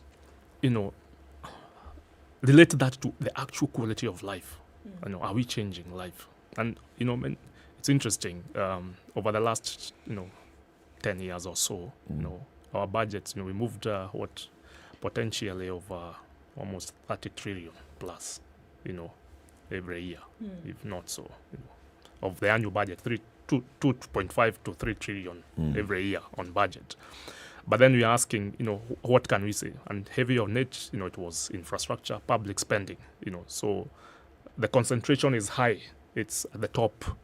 So what translates to improved quality of life is then we can look at the effectiveness and the efficiency of the budget. Sorry, James, aren't those then the factors then that need to influence? Because this budget, oftentimes we look at the budget and it comes on said Thursday in the middle of the week. And then the assumption is that, it was, a couple of days before that this was done. But it's a process. It takes months and months and months of deliberation to do. Aren't these things that you're saying then factors then that should influence the decisions that are made during the process? You don't just make a budget because you need to do that for Treasury or for the country, but that I would assume that it is these factors: quality of life. Is life better year on year for the citizens of the country? Are we developing infrastructurally? Are we developing socially? Based on these elements, then is upon which you should budget, no? Well, that's interesting perspective, but we also need to ask ourselves, based on what we've seen over the years, what has been the key driving factor around our budget. Our budget, while service delivery has been a component, it's been kind of a budget that's been driven by product-driven kind of process. We plan to pladder, so it's, we are budgeting to pladder, right? And of course, the president himself said 2 billion is lost daily. Now you can imagine. And it's not lost daily illegally. It's legally lost because it's budgeted. Yep. And we'll follow all the processes. We plan for it. We know July is starting, so probably on 1st of July there's 2 billion planned already, how it will leave. So when you look, there's, of course, in the process of that leaving, there is a component of service delivery that's there, right? But the major is asking ourselves what drives our budget making process. It's, and I think the conversation we've been driving, as the institute and other stakeholders, is we've been trying to make that process a little bit more open. Don't give bulk figures and say, we're going to construct a road, 84 kilometers, costing 16 billion. Try to give a little bit more breakdown, so that also, even if it's the quantitative affairs and the engineers, they can be able to question those numbers beyond the bulk figure of 15, 16 billion. So in that sense, we've spoken about roads on the program before. The fact that government will morph and then not say, we're doing X, Y, Z. Like, for example, with this expressway that's been built, right next door. The planning documents, the design documents for that road, they're not publicly available. I mean, I stand to be corrected, but I haven't seen any of them being made public, right? And it's not just that, because we keep being told we've built 10,000 kilometers of road, etc., but where are the design documents? Because it's not simply enough to say you've built the roads at cost X. We need to be able to actually see what was designed and what was built. So in that sense, we're failing on transparency, aren't we? Absolutely, we are failing big time on the transparency, and that you and I can't access those documents. Probably we're not looking at. There's a portal. I think we are not looking closely enough. You're not going to the portal. In the portal closely enough, but well. It's a surprisingly parliament, the bundles. It's .ke, not .com. Yes. The parliament actually last week, the report they released, the Public Investments Committee, it said, they could not get the SGR contracts. Yeah. That's parliament. That's parliament. Oversight. And that's what I'm saying, parliament. I mean, our weakest link in all this conversation has been because... And yet, legally, they have every right to get these documents. Absolutely. Parliament, they can put the government to stop and say nothing is going to happen beyond this if this does not happen. Sure. But we will not approve. We will nothing. Nothing. You see, James just said that they could do what again? Yeah. They could say, nothing's going to move. This parliament? No, not this one. The institution. The institution of parliament. In a real world, in an ideal world we know where you're going with this one. So, James, in an ideal world setting, yes, parliament could actually put a halt to all of this and say, hold on, folks. Yes. Let's get this thing let's turn this caboose around and Exactly. say, Yeah. if you don't do or you don't show us how we're going, then what are we oversighting? What are we legislating on? What are we representing? Absolutely. We can't. We are not working if you are not providing us what we need. Exactly. And of course, you can imagine, we're talking about huge amounts of money that has contributed to our, public debt, for example. And that those documents are not publicly, available. Of course, we'll be told, expressway, it's not public debt, it's, it's private, it's PPP, but it's a, it's a guarantee. It's a take or pay. The first P. No, it's wait, public. wait. How do what is public debt? Yeah. Must the government have borrowed on our behalf and done something or not done something with that money for it to be public debt? Yeah, it must be. It must be essentially be received through our accounting system, All right. through the consolidated fund. So for it to be public debt. Now, if we enter into a PPP, the government is part of that PPP, is it not? Yes. And the public that is being represented is us, isn't it? Absolutely. So exactly, how is it then not? Anything that is owed, how then is it not Well, public debt? they have argued strongly that the expressway does not get into a debt, but it's a guaranteed debt. Because if the expressway contractor does not receive the money, then the government has to find a way of paying the contractor. And where It's does essentially a take or pay. And where does the government get its money from? Yeah. From us. From I mean, us. It's your money. There's no government money. Yes. It's if you don't use the road and your pay taxes. the contractor, Yes. you'll pay taxes to pay the contractor. Yes, absolutely. So, but just use the road. So, again, so I mean, the simple question is, so how is it then not public debt? Yes, it is the argument that we need, and that's a conversation we need to keep challenging the authorities. Is we need to have the disclosure, proper disclosure, on this information. We need it. So, in what format is your survey report? Does it look at critical factors and then give a rating and say this is where we're doing well and this is where we're not doing well and this is how come we're not doing well? Yes. So there are three components. There is transparency, which is access to information, budget information across the 8 budget documents. There is public participation. How did the executive and parliament allow people to interact with the conversation on making decisions on that? And there is oversight, right? You'll find, parliament scores very well on participation. Right? They call people, receive documents and document. We received 173 submissions. That's proper. It's legal. They've ticked the box, right? But now, in participation with regards to them oversighting resources, there is no evidence within the time of survey where they asked a question with regards how are we implementing the budget. This quarterly report is publicly out because the Control of Budget and National Treasury will make the quarterly economic and budgetary review reports out. But Parliament committees responsible, none sat to discuss those reports.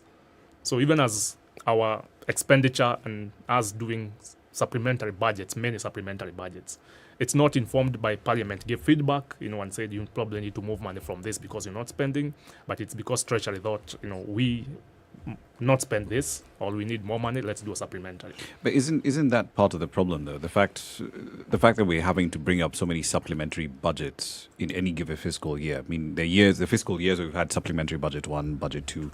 Isn't that in itself a red flag? Because it basically tells you that government comes to the House, says we want to spend X amount of money over X period of time, and then we come back 9 months later and say, hey, by the way, we need to borrow more. I mean, it's a red flag. It's a proper red flag, and ideally, what we've seen is supplementary budgets, needs to be properly challenged because it's a way of introducing things that that they know that public would have questioned during the mainstream budget making process, right? And then again, they're able to increase, money. I think this time around, the cabinet secretary actually confessed and said, I think that either the budget policy statement or one of the supplementary that we've overshot by what's required. So it should not be beyond 10%. Absolutely. Yes. But, he knows nothing will happen. I mean, there's no, really. What are we going to do? Mutadu. He's actually told you, look, we've broken the law. Yeah. We've broken the law, but hey, just bear with us. Yeah. And we've brought you to you guys who make the law. Yeah. We're telling you the law. So we've broken the law. We're asking you to pass this breakage of same said law. Yeah. To help us not to break it again. Isn't it a very low moment when you have a CS admitting to wrong, and the people who should have called him out are the ones who are being told about this, and they themselves don't seem to be calling him out? Is it not a new law, though? It's a pattern, though, because if you actually go through some of the reports that come through from committees of parliament. So, like, for example, the one I'm looking at now, this is from the committee that Kanini Kega used to head, Budget and Appropriations. And they say, we approved that government can essentially spend X amount of money supporting KPLC, about 9 billion shillings, in order to cushion the company, because at the same time we're saying they need to reduce the cost of power. Yep. But, and this is from his report, the committee noted that whereas 7 billion, that 9 that we approved, 7 billion was used to actually cushion KPLC from the price reductions, another 2 billion was used to pay pending bills, which was not in line with what the National Assembly had approved. So, if you come to me as a taxpayer and you're telling me, oh, by the way, what we see is we approved X, government went ahead and did Y. Yeah. Okay, and then? Yeah, but it's okay, because that's the essence of all the reports by the Budget and Appropriations Committee always have some red flags. And I get a sense that they're taking this because the Parliamentary Budget Office has actually raised these issues. And because you know that the experts who are supposed to raise the issues have raised the issues, I've got to contain it in the report to show that, we worked with the information of the experts. But then the final recommendation is always, let's approve. Same thing. For the last how many years? 5 budgets, it's been financing the Big Four agenda. Which is a mirage in itself. Parliament keeps asking, what is the Big Four agenda? What are the milestones? What projects are we financing? Why? Which one are we financing now? How shall we know the progress of the Big Four agenda? What is the implementation metrics? Each report from the Budget and Appropriations Committee questions this. But then they say, but Mr. Speaker, let's pass the budget. What? It's utterly spineless.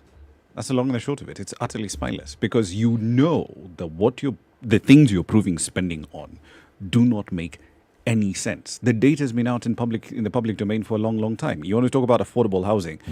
How are you going to have affordable housing in a place where land prices are going completely berserk and you priced out an entire generation out of the housing market, right? Where you essentially pass a law that freezes or rather tries to impose price controls on lending, and then you turn around and say, oh yeah, no, people should go and get mortgages. What's your problem?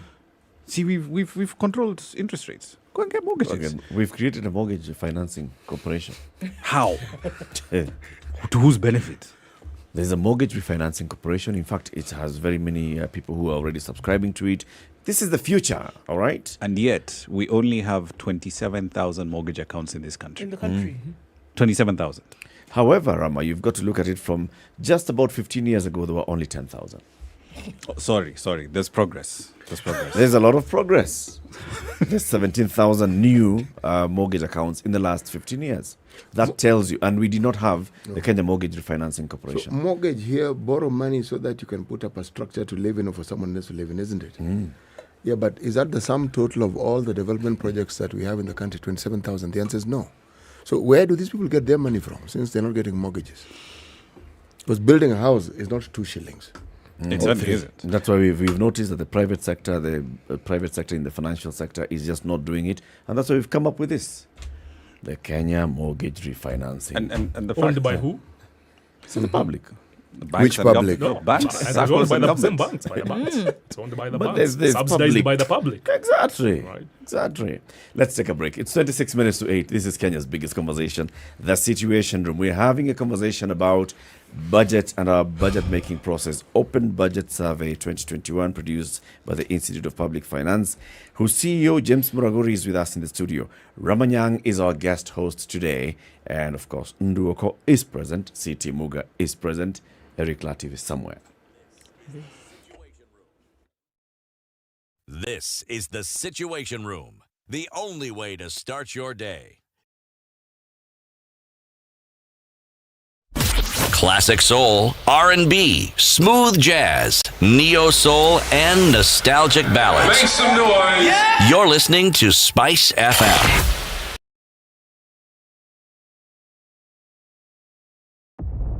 At KTN Home, we are all about the action, so you can enjoy unstoppable, unbeatable, unrivaled, unmatched movies from Hollywood. Get your popcorn ready. Tune in to KTN Home and buckle up to experience a new world of entertainment from the comfort of your living room. Tune in to KTN Home every Monday to Thursday plus Sundays and catch Hollywood's finest movies from 10 p.m. for the time of your life.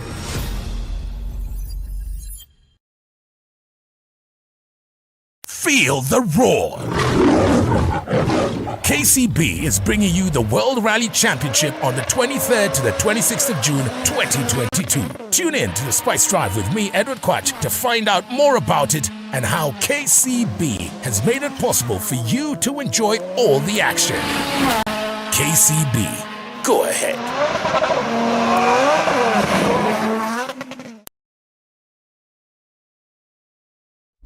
Classic soul, R&B, smooth jazz, neo soul, and nostalgic ballads. Make some noise.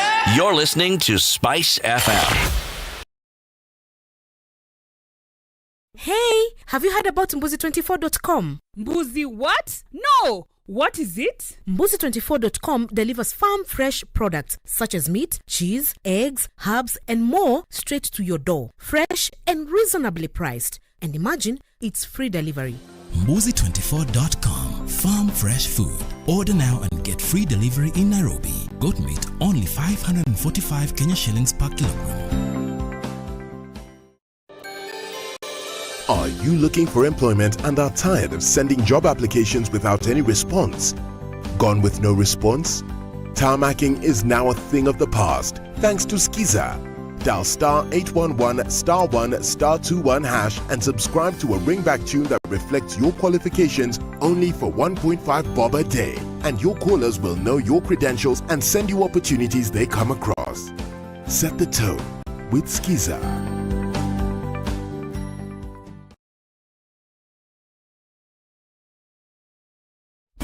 Classic soul, R&B, smooth jazz, neo soul, and nostalgic ballads. Make some noise. You're listening to Spice FM. Today, 15 degrees. We'll see highs of 23 and lows of 14. Going into Nakuru, well, mostly clear in some parts. Mist, heavy fog in others. Highs of 23 and lows of 13 today. Mostly cloudy conditions at 16 in Nyeri. Highs of 23 and lows of 14 at 11 degrees. It's mostly cloudy in Eldoret. Highs of 22 and lows of 11. The rain still coming down in Mombasa at 24. Highs of 29. And it's also a wet morning in Malindi at 26. It'll go to highs of 29 as well. Cloudy conditions at 18 in Kisumu. Highs of 27 and lows of 17. While Kakamega cooler this morning at 14 is cloudy. We'll see highs of 26 and lows of 13. It's raining in Kampala at 19, highs of 26 and lows of 17. It's mostly clear. In Dar es Salaam this morning, it'll go to highs of 30 and lows of 22. Joburg, 5 degrees and clear, highs of 18. And we'll see a rainy morning go into the afternoon in Lagos, highs of 31 and lows of 23. It's a clear morning in Kinshasa at 21. That'll be today's low and highs of 33.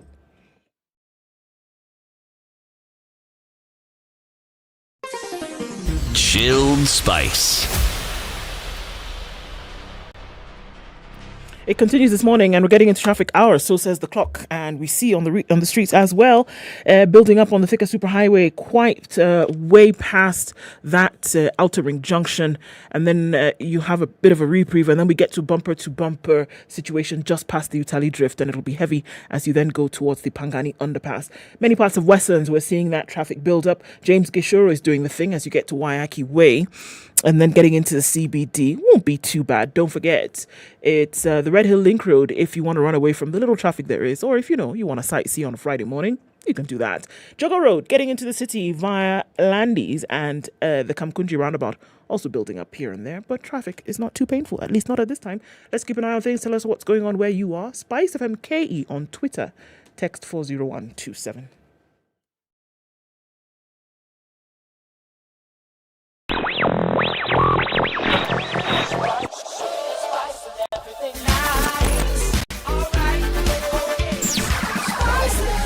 Spice up your life. Mature, intelligent talk every morning. Spice up yourself.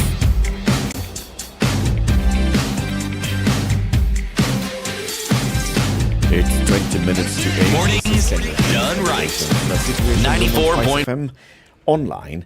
With you this morning is Eric Ndu CT and our guest host Ramanyang For this, our guest is James Muragori, the CEO of the Institute of Public Finance. We're looking at a Kenya Open Budget Survey 2021. You say, James, that you look at very many documents: the budget policy statement, the budget estimates taken to Parliament, the Appropriations Act passed by Parliament, and then quarterly there'll be the implementation reports that are presented to Parliament by the National Treasury.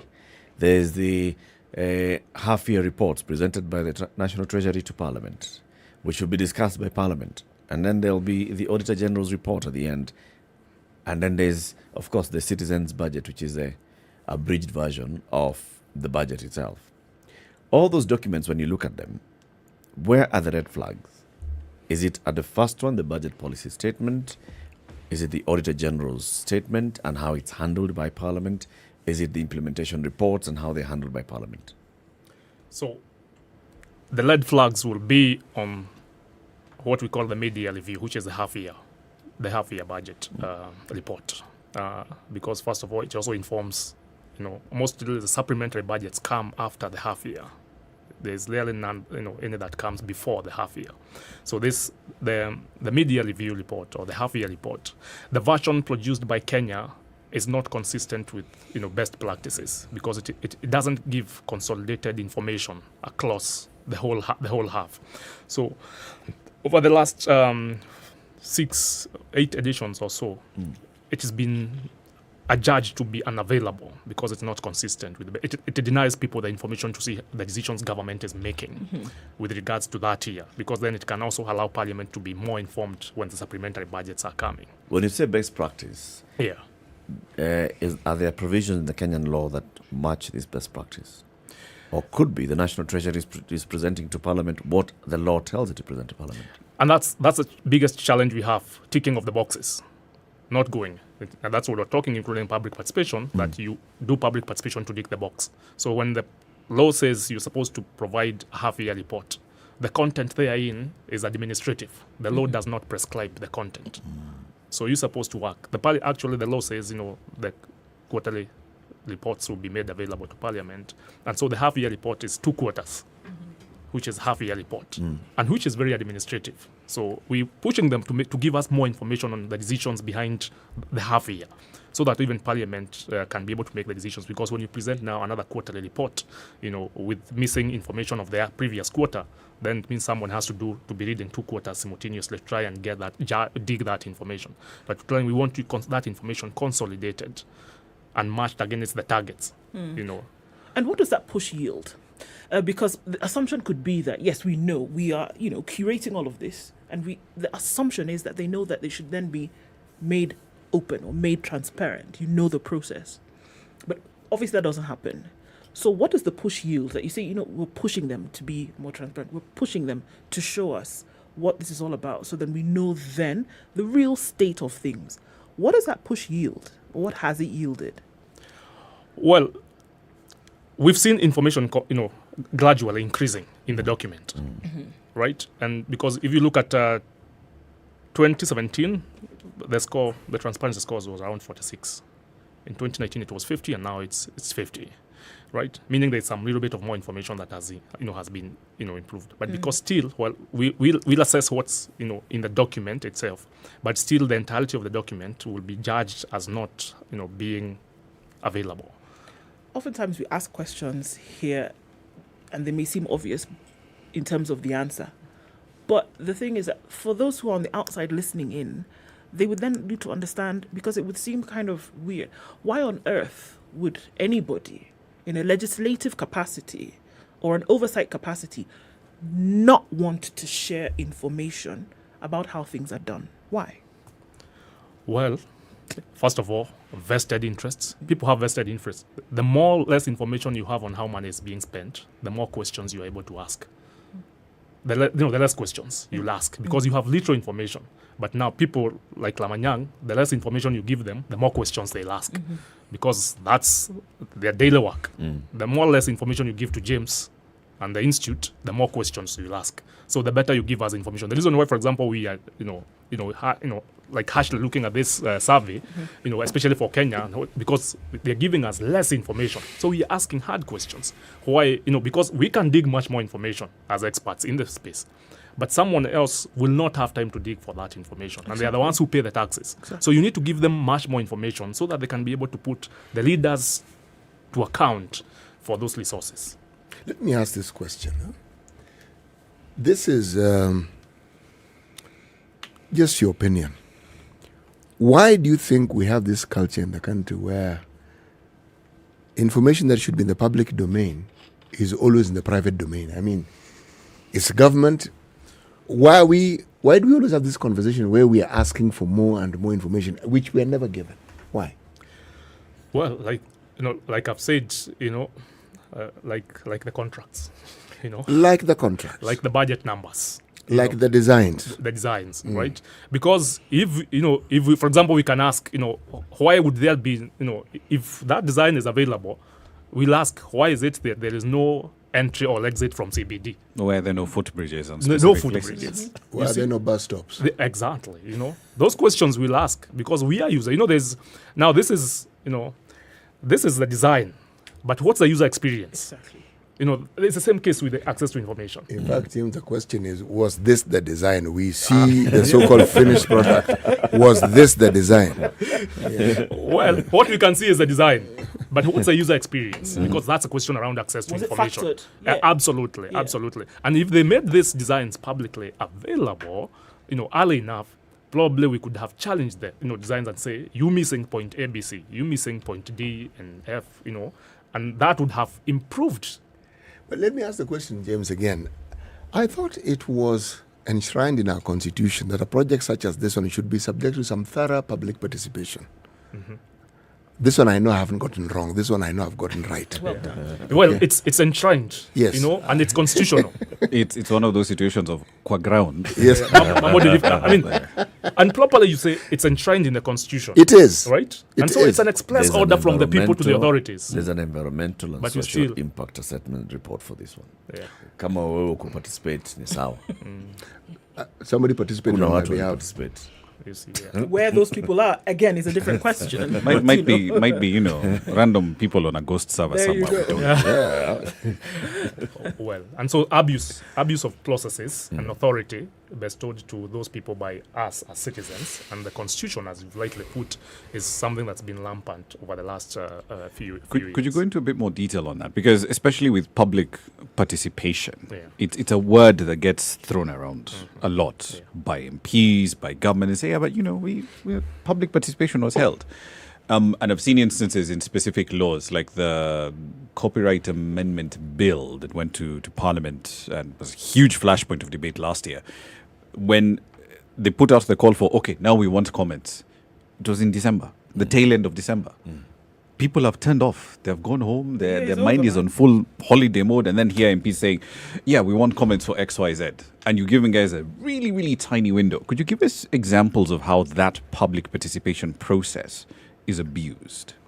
Well, if I take it from a budget perspective, because we have precedent, I remember, I think in 2015, the Kiambu County Finance Bill was thrown out by the courts because there was no public participation. According to Kiambu County then, they had the judge themselves to have done public participation. But they invited people to discuss 11 new something, and then in the process, sneaked in the finance bill for Kiambu County. Right? And they said, when people showed up, they said, we have this and we have this. But then people said, you said you were coming for this. And it's still the same thing. People have gone on holiday, and then you're telling them to show up. That time, and we've seen, great institutions like Katiba and TISA, for example, go to court on the question of public participation. Because public participation is not supposed to be a formality. It's supposed to actually be a proper qualitative engagement, between the process itself and the people. Yeah, which is what we've missed. But then, the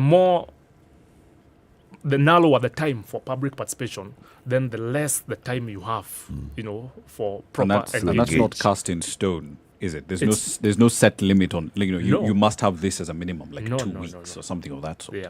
I think the only point, to say the entirety of the Parliament, when they do their own participation, when bills are published, when the bill can be introduced into a house, and when that's when the only timelines for participation for themselves.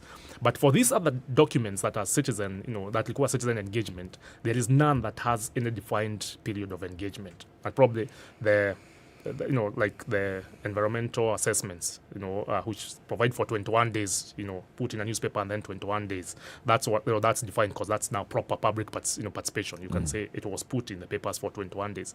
But for this, for legislative processes, we don't have any that has been given timelines that can be engaged in. So by law, and I know I'm pushing the boundaries here. So by law, as Treasury or as the Finance Committee, I could sit down and conceivably say, here's the finance bill. I'm giving people 48 hours. Give me your feedback, and that's it. Absolutely. And that would be within the letter of the law, but it would not meet the spirit of the law. Absolutely. And I mean, and we've seen where the period of publication of bills have happened, where they say, from 7 days to 1 day, and they will, for example, Parliament would, write to stakeholders and say, we have a meeting coming up tomorrow or the next day morning, please make your submission. Really, and it's happened. So, they've ticked the box in participation.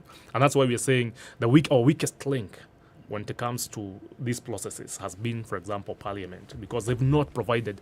There's been a pending law on public participation, actually, in the Senate since 2014.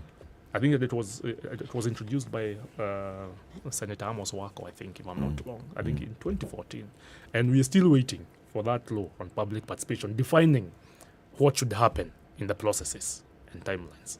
But it's not happened, because if it happens, then it means people will have to follow through. Maybe it's a good thing it hasn't happened yet, so that everybody then gets to understand what exactly we're talking about when you say public participation, so they can also better contribute to this particular bill. It actually provides that the government sets aside money for civic education and public participation, because public participation is not civic education.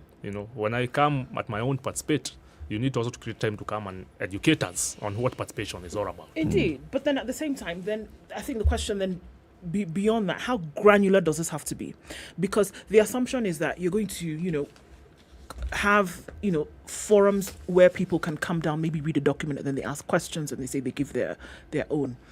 But then if we're really going to get what the mind of the people is, that means that it has to go to so many different levels. You have to translate. You have to, like you're saying, educate on subject matter. And isn't that where we see this really getting to the point whereby in other economies, we see that when you say public participation, it is so serious that you will not do anything without then the participation of the people. That's why where we have things like town halls, where you have right down to the lowest level of government representation, your ward representative or whatever is the one who is reading the thing and going through questions one by one. This is what it means. Government. Then you have your experts who are also there in those said town halls. They don't care how long it takes until people understand, but they're not going to touch anything until it's been accepted and said yes or no. It's interesting. Is that the level that it must get to? It not necessarily, because when people participate, let's say, for example, in Kwale, in Kinango, and if their participation is on the basis that we just come in to say we need water. Yes. How you will bring it is really up to you. You see, because they will come and say, in Msambweni you did a borehole. We want a borehole. Okay. Essentially, the problem is not a borehole. The problem is water. How you get them water will solve the problem. Okay. And if you look at our participation, we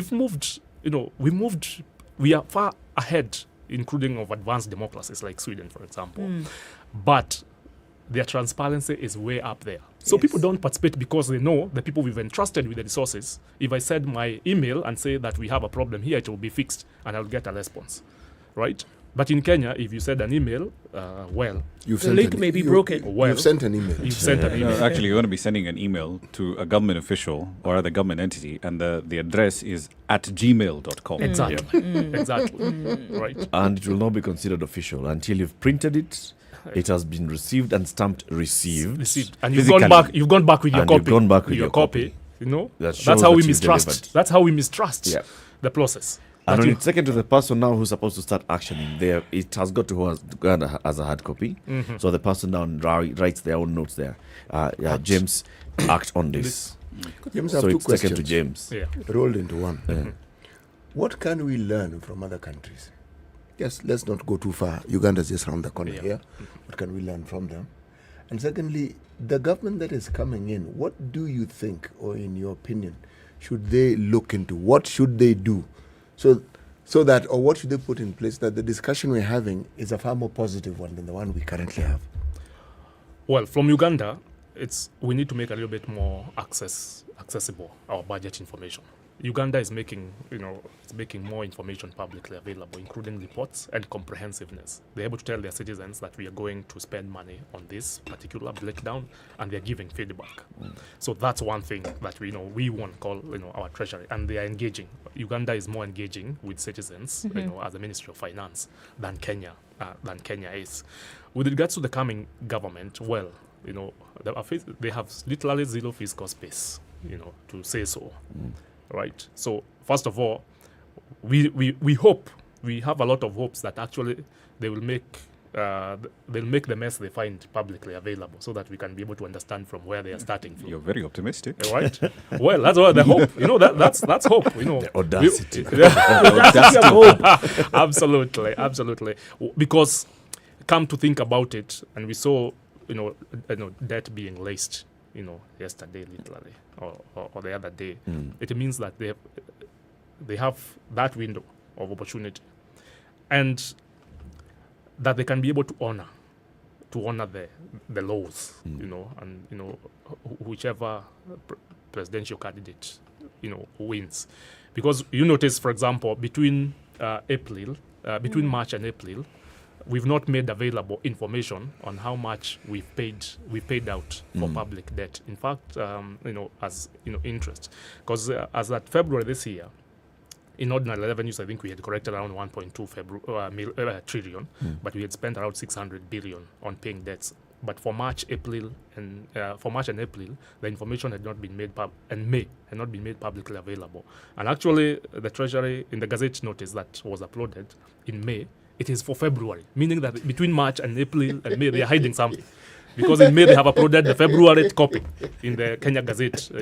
You see, now that in regards to transparency, you call it mischief. But you can say it's an error, it's a typography, it's an error, uploading error. The person who was uploading, probably, in the many Gazette notices, and then thereafter, they never had an opportunity to fix things. Okay. But you see, and I think that's how we look at the next government. They have got zero space to do the things. They have to make hard decisions, and considering probably our economy is properly, it's floating by a string that's being held by agencies like IMF and World Bank. We are literally not the ones in charge, because we've been living carelessly. Fullizonomics. Absolutely. There's a new one. Fullizonomics. It finally comes to catch up with you when you live And we expect the next parliament, the 13th parliament, to do better than the 12th. Well, we hope. Audacity of hope. There it is again. Yes. We are being told by the leading political formations, give me soldiers, 6 feet. So it's the same mentality that the executive will have. I want to have a parliament that I can use to run the government the way I want to run the government, not necessarily the prudent way of running government. Absolutely. It's been unfortunate, but we are calling on the National Treasury to ensure that we are able to pick. Is there a way in which we can enforce these things? Yes, I know we go to court, but the mindset of government, or those who are in government, or those who are in political leadership, seems to be tell the public anything you want, and then you go ahead and do what you want. Anyway, so we'll continue this conversation another day. Yeah, but James, you can say, is there a way in 30 seconds? Well, halfway, half, 50%. The next government has got to find it very rough. Your glass is half empty, half full, half full, half full. In fact, if you look carefully, there's no glass. Get a strong opposition. Absolutely. And we are not likely to have a strong opposition. It doesn't look so. In this handshake era, nothing like that. Another handshake. Kenya's biggest conversation. Thank you very much, James, for joining us. James Muragori is the CEO of the Institute of Public Finance. Keep it here for more conversations coming up. Ramanyang is here with us until 10 a.m. We say goodbye to James. A very good morning to you. It's now 8 a.m.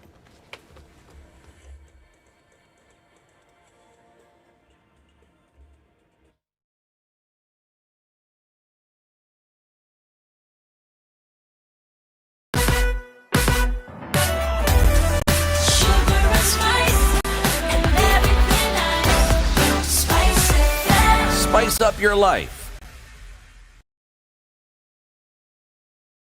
The latest news from around the world. 94.4 Spice FM.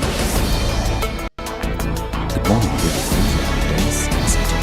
President Uhuru expressed hope for improved relations between Kenya and Somalia. Speaking at the inauguration of the new President Hassan Sheikh Mohamud, President Kenyatta reiterated that Kenya's intention is to promote closer cooperation with all neighboring nations and ensure economic growth that will benefit all countries bordering Kenya. President Kenyatta congratulated President Mohamud, who also served as president before outgoing President Mohamed Farmajo, and pledged to work with him in continuing development, ending tensions and strengthening trade. Your brothers and sisters in Kenya look forward to working with you so that we can all benefit economically and prosper together. I personally look forward to working with you to remove all barriers to trade, to open our borders, and to establish air links between our two countries so that our people can come closer together. I want to commend you, Mr. President, for I've had an opportunity to work with you before for your dedication and commitment to peace and security in our region. Others in attendance were Ethiopian Prime Minister Abiy Ahmed and President Omar Ismail Gule of Djibouti, while other countries including Uganda, Egypt, South Sudan sent their ambassadors. President Kenyatta was accompanied by CS Peter Munya of Agriculture and Eugene Omalo of Defense. Now, the Independent Electoral Boundaries Commission has assured Kenyans that it is working to provide a free and fair election. Speaking at the Bomas of Kenya during the simulation exercise of result transmission, Chebukati asked party supporters and leaders to ensure that they don't troop to Bomas of Kenya on election day, as there will be chief agents in various polling stations representing their parties and candidates. The commission simulated the results transmission as required by law. Let's not all troop to Bomas and ask the commission about the results, because your agents will have all the results in all the polling stations. We're also working with the media to report results at the constituencies after the returning officers at the constituencies have received all the results from the polling stations. And we are doing all this to ensure that this process is transparent so that we don't have any gaps in the entire process. Members of Parliament voted to retain the name of the Kenya Revenue Authority as is after the withdrawal of an amendment that sought to rename it to the Kenya Revenue Service. Majority Leader in the National Assembly, Amos Kimunya, resolved to withdraw the bill after amendments proposed by Garissa Township MP Ednah elicited heated debate on the management team of the Kenya Revenue Authority. While presenting this year's budget, National Treasury Cabinet Secretary Ukur Yatani proposed to name the Kenya Revenue Authority to Kenya Revenue Service to rebrand the taxman and transform its public image. The Kenya Revenue Authority has over the years grappled with, among others, tax apathy. Yatani envisioned that the rebrand would make KRA people-friendly to increase tax compliance. However, the proposed changes were shut down by the National Assembly. And the National Treasury Cabinet Secretary Ukur Yatani is calling for prompt resolution of troubled insurers and compensation of policyholders to boost confidence in insurance products. According to Yatani, these will also alleviate losses encountered by policyholders and claimants as a result of insurance companies going under. While launching the Policyholder Compensation Fund 5-year strategic plan, Yatani further revealed that 247 claims had been lodged by policyholders of the Collapse Resolution Insurance Company, and so far, 88 claims worth 15 million shillings have been processed. In the recent past, the insurance industry has witnessed a collapse of insurance companies such as Concord Insurance, Standard Assurance, and Resolution Insurance Limited, attributable to numerous factors, among them poor governance, imprudent investment strategies, and fraud. A food crisis kicked off by Ukraine war could last 4 years without intervention. This is according to the World Trade Organization. WTO Director General Ngozi Okonjo-Iweala now says that African countries could be hit especially hard by wheat and fertilizer shortages. Millions of tons of grains are sitting in warehouses and Ukrainian ports, unable to be exported due to the war. She said that was really sad to see a grain price soar. Ukraine is a major global exporter of wheat, contributing 9% of the global market. It also accounts for a massive 42% chunk of global sunflower oil market and 16% of the world's maize. Because of gridlock due to a Russian blockade of Black Sea ports, and Russian and Ukrainian mines along the coast, between 20 and 25 million tons of wheat are stuck in Ukraine, while global grain price spirals upwards. Okoh has said wheat prices had risen 59% compared to last year. This is Newswire. I'm Dennis Saseto. Good morning.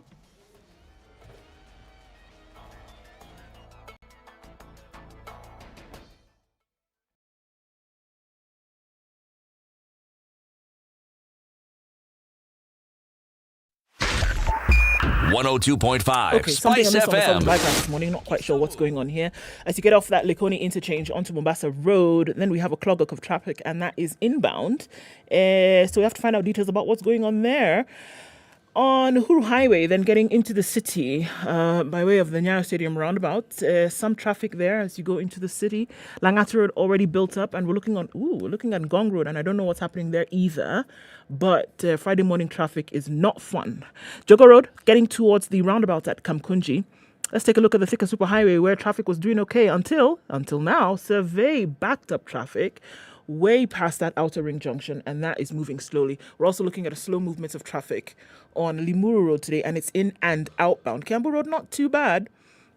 Not too much to run away from this morning. So let's keep an eye on things. Let us know what's going on where you are. We'll try to find out what's going on that southern bypass, which is usually the escape route for a lot of folks. Talk to us on SpiceFM KE on Twitter. Text 40127.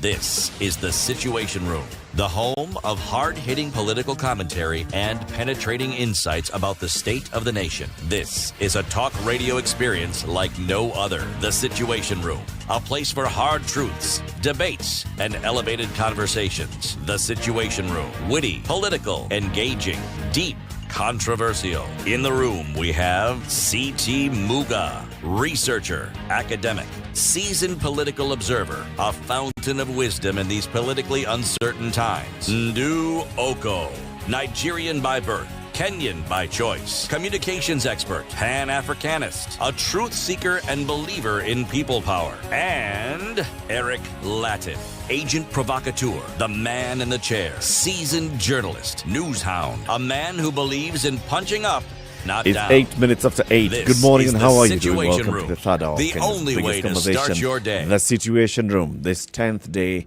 Some people say it's June, but we all know we're in April. We just moved over from March the other day. And why did we move over from March the other day? Because we said, okay, there's an expressway, it's in use. Fine. Because it's in use, we can now cross over into April for a bit.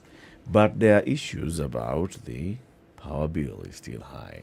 The section of the road between Nironi and James Kishuru Westlands, and then the section of the road between the Kitengela interchange and the Machakos junction.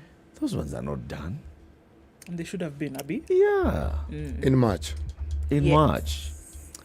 We are still here with our guest host for today, business journalist Ramanyang.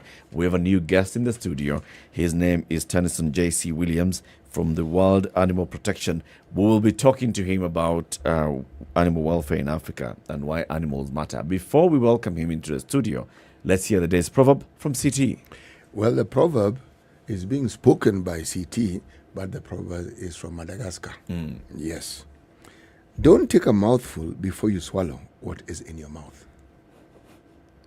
Don't take a mouthful before you swallow what's in your mouth. Mm-hmm. Someone said, unless you're taking it with a straw. If you're drinking something. That is one way of looking at it. But if the food you're eating has been served and you have your own plate, this can work. Communal eating, you'll go hungry. Yes, you have to have an assembly line attitude towards eating when you're eating communally. Your mouth must be always full. The secret is how you swallow and keep it the mouth full. It's a science. That's a secret. So it's a Chew, keep mouth full, swallow. So it's a question of optimizing your intake. Yes, as fast as possible over X period of time. Precisely. And I'm sure there's even an equation that explains it better. But as I told you, the real expert will even be having a conversation when all this is happening. But remember, City, the Malagasy are not saying, don't swallow before chewing. They just say, swallow, then put something else in the mouth. So just... No, they think don't take a mouthful. Yeah. Yes. And I'm saying keep the mouth full. Otherwise, stomach is empty. Otherwise, that stomach is not going to be very happy with all the chunks it's being fed. Let's welcome our guest now into the show, Tennyson J.C. Williams. Good morning. Morning to you, sir. Good to have you on the show. Welcome to Kenya's biggest conversation. Thank you very much. That is the hot seat of the Situation Room. So we will be talking about animal welfare, and we're putting you in the hot seat because you've got to explain to us why animals really do matter. After all, they're animals. Tennyson J.C. Williams, from what country are you? Sierra Leone. Uh-huh. Is this your first time in the country, or have you been here for a while? Oh, I've been here since 2010. So You're Kenyan by choice. Yeah. Mm-hmm. Kenyan by choice. What else can I say? There's nothing to say. All has been said. You're the Director for Africa at World Animal Protection. Tell us about this organization. Thank you very much. World Animal Protection is a global animal welfare organization, and it's been around for the last 50 years, operating in more than 14 countries, some direct, some indirect. And over those 50 years that it's been around, a number of things has been done for and on behalf of animals. And we are still doing what we think is right for animals, because animals' lives do matter. I think let's all be clear and be on the same page. When we say animals, what exactly do we mean? We're talking about all creatures other than humans. Land-based, water-based, etc., etc. So we don't pick and choose. Of course, we are limited by a number of reasons why perhaps we may have to pick and choose. But ideally, we don't pick and choose, because the lives of all animals do matter. But I'm sure in your campaign, there are those that you focus on.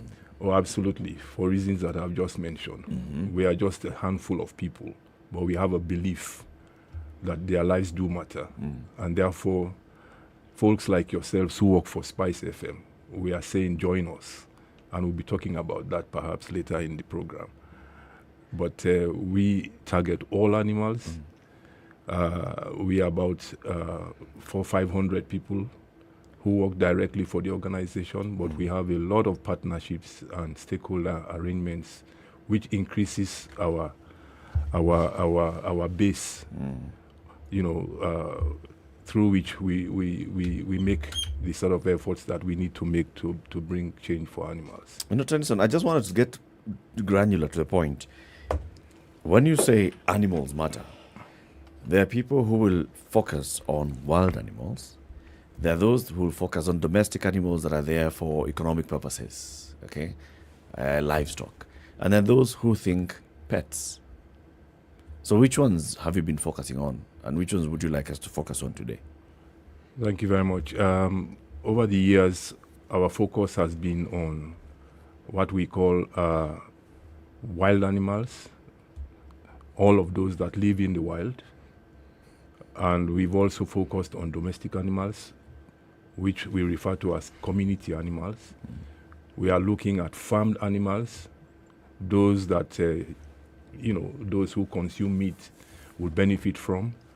And we also look at animals that are affected by disasters. So we've categorized them not necessarily for convenience, but because it helps to make the case.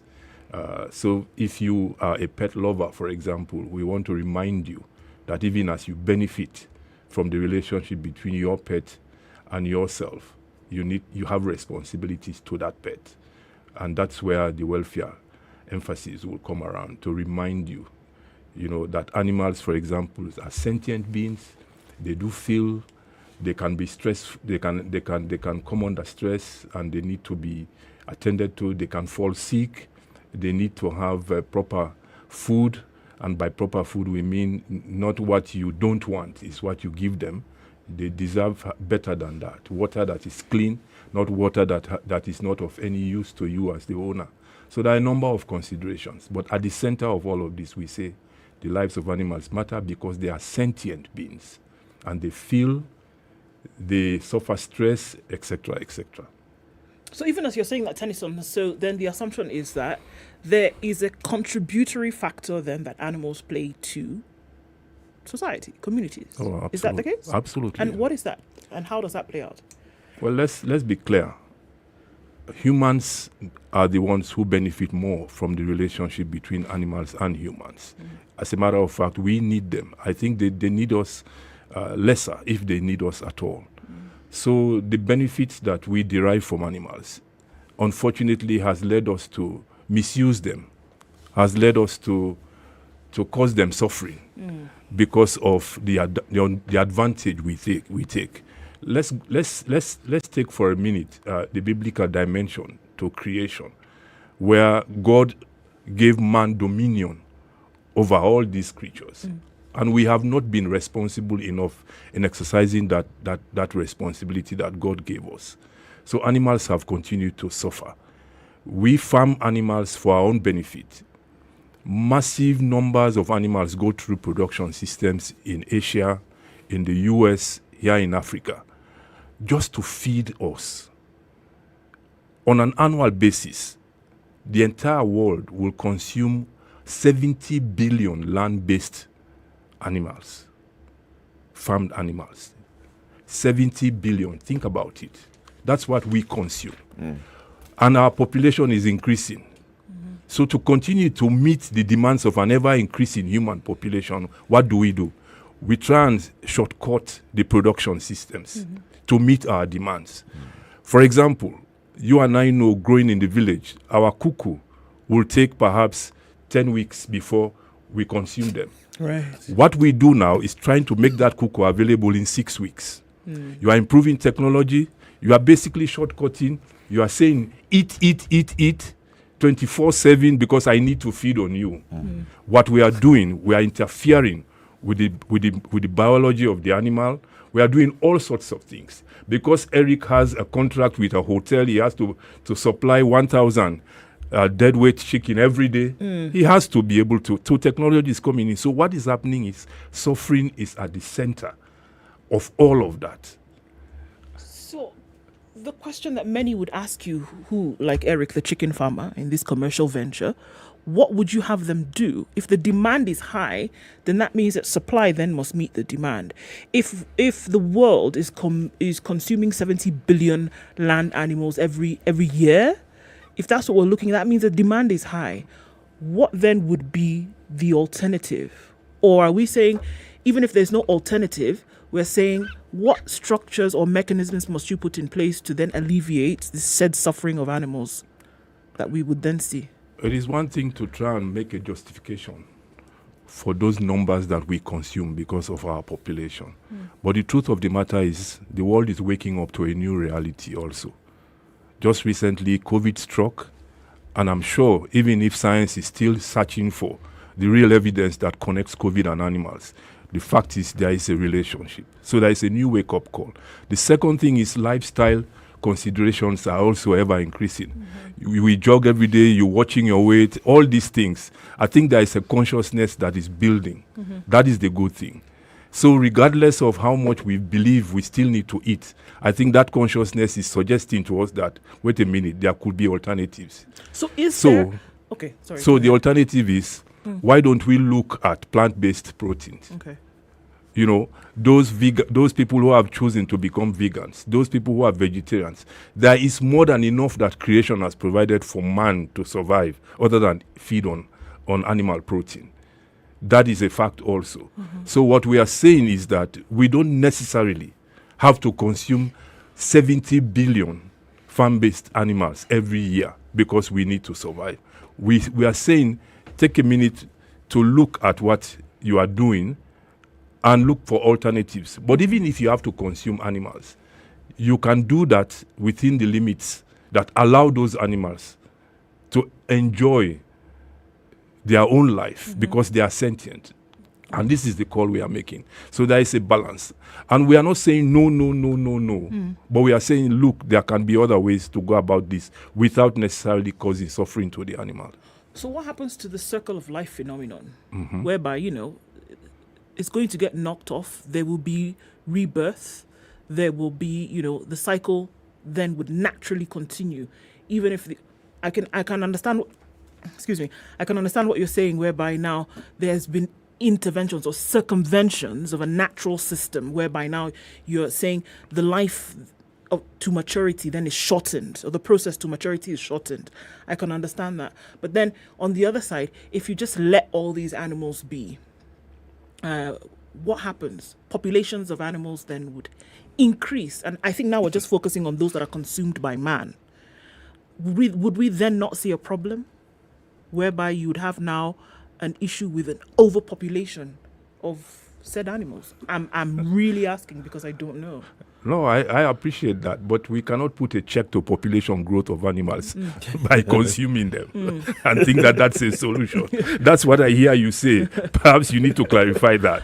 But if I paraphrase you, you are saying check animal population growth by eating them. Eat. No, did I get you right? No, because if we're saying that it needs to be reduced, the thing is, what then happens? The planet will just then be able to naturally accommodate There are natural mechanisms for putting a check to population growth. You and I know that. There are all forms of disasters that occur, and we are not praying for that to happen. No. But man does not have to be the solution to checking animal population. That's basically what we are saying. Okay. Let's put it this way. Let's look at wildlife. Let's leave the farmed animals for a moment. Wildlife. You have acquired so much wealth. Your lifestyle is suggesting that you are now supposed to be living with a lion in your house. Yeah. You go pick that lion when it was a baby in the forest and you brought it home. Yes. And you have a pet. Yes. For goodness sake, why don't you consider that animal will never remain a baby animal? They will grow. And they will come and when they grow, they exercise natural inclination. Yes, and they look for a prey. Yeah. So you are the next prey. And there are several stories around the world. Second, if you have to have a holiday, do you necessarily have to go all the way to Thailand to have an elephant ride? That's what's happening. Yeah? You go to Thailand, you go to some other places, you are a tourist, you want to have a good holiday, they offer you an elephant ride. Think about it, Eric, for a minute. For a wild animal to offer you a ride, certainly it makes sense that animal must have been subjected to something. To tamper that animal to offer you that ride. In other words, there is a lot happening in some of these industries that you and I don't know, which is causing a lot of suffering to these animals. And we are not saying don't enjoy nature. Yeah? There are other ways that you can do this. You can fly to Kenya. You can be allowed into Amboseli and see the and see there, and you take your bag, jump on the flight, and go your way. The animal wins, you win, everybody wins. But here we are saying, since God gave dominion. But aren't we doing what it is that we've done to ourselves and for ourselves? I mean, look at the way we've organized ourselves into communities, into societies. You could argue it's taming us, getting people to fall under certain legislations, under certain rule of law, bringing what we call order. It's what we seem to be trying to do to the other individuals it's who are exercising dominion. It is exercising dominion, but that's just an aside, because I'm looking at it as us trying to bring order to the animal kingdom in the way that we human beings understand or think is best. So we create zoos and what have you. But that's just an aside. The amount, the quantities you mention, if I look at the way the world consumes its food, the culprit isn't the consumption. in my mind. The culprit seems to be us always having more than what we actually need. And the measure of it is, if you look at the so-called developed world, what goes into waste, and even the value of that waste. If you had what you need, the problem that we're discussing wouldn't really exist. But we want to think, in a modern way, we want to think the future. You want to refrigerate food, you want to keep food, you want to do all these things to food. And then many countries end up dumping it into the sea. Now, that will definitely create a problem because you produce more than you needed to begin with anyway. Where's the discussion and the argument for producing what you think you need? And then you're going to be told, some economists will come in and give you an interesting argument. Some financial wizards will come and give you an even more interesting argument. But the truth of the matter is, from where I sit, there's always been enough. But when we move to that next level where this enough has to do with hoarding, with keeping, with storing, then clearly it will never be enough. Enough is a moving target. Yes. So when we talk about the animal kingdom that doesn't involve human beings, they understand this far better than we do. Like the carnivorous animals, they kill what they need. They don't keep in cold storage for a year what they need. No. The animals that are herbivorous, they do the same thing. So they play their role in ensuring that cycle is actually maintained and is maintained well. I think, again, my thought, the animal that actually needs to be protected against itself is us, because this equation I'm referring to is us who are disturbing it. It's us who keep interfering with it. You said it all, and I can't agree with you more. We are not talking about an animal-to-animal relationship, and we are saying there is suffering and cruelty. It's just normal that a carnivore will feed on. That's how creation has done it. The whole conversation really is about human-animal relationship. That's where cruelty and suffering, comes in. How we behave. For example, how many of us will consciously move into a restaurant to pick up a piece of chicken and think about how that chicken has actually been produced for you? Number two, it is very clear. And we are not saying this because we have any malice. But the piece of chicken, meat, pork that you pick from the supermarket shelves, you have no idea whether they have antimicrobial residues. Because of pumping of antibiotics into the system as a means to respond to a demand. And what you get, Eric, is meat that has residue that is not even good for your health. We conducted a study during this COVID period where we sampled meat from various supermarkets, and it's all clear there. Work with Kemri. Superbugs is what we call them. When you find these residues in those products and you consume. So as a matter of fact, what we are saying is something that needs to resonate with even the consumer.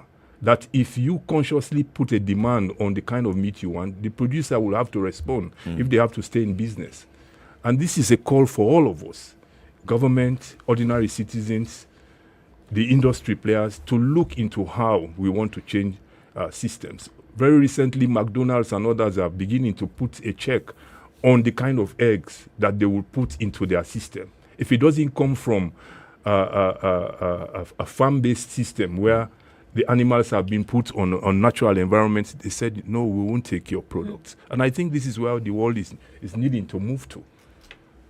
That's a good point to take a break on. We're talking about the food systems and what exactly you've been campaigning for, what kind of changes you want to see and what you've done so far towards that.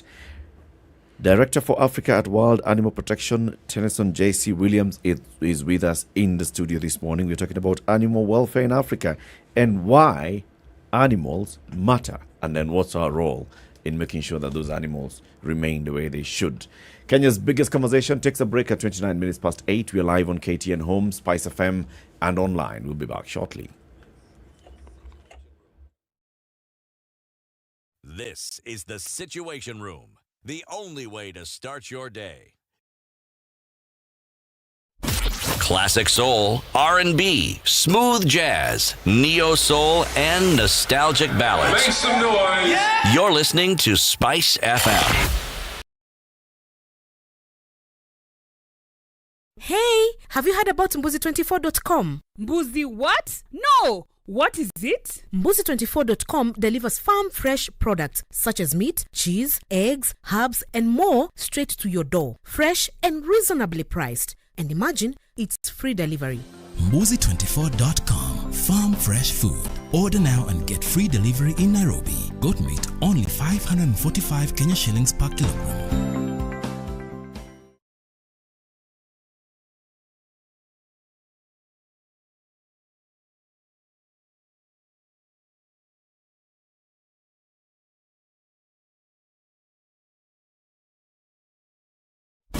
Classic soul, R&B, smooth jazz, neo soul, and nostalgic ballads. Make some noise. Yeah. You're listening to Spice FM.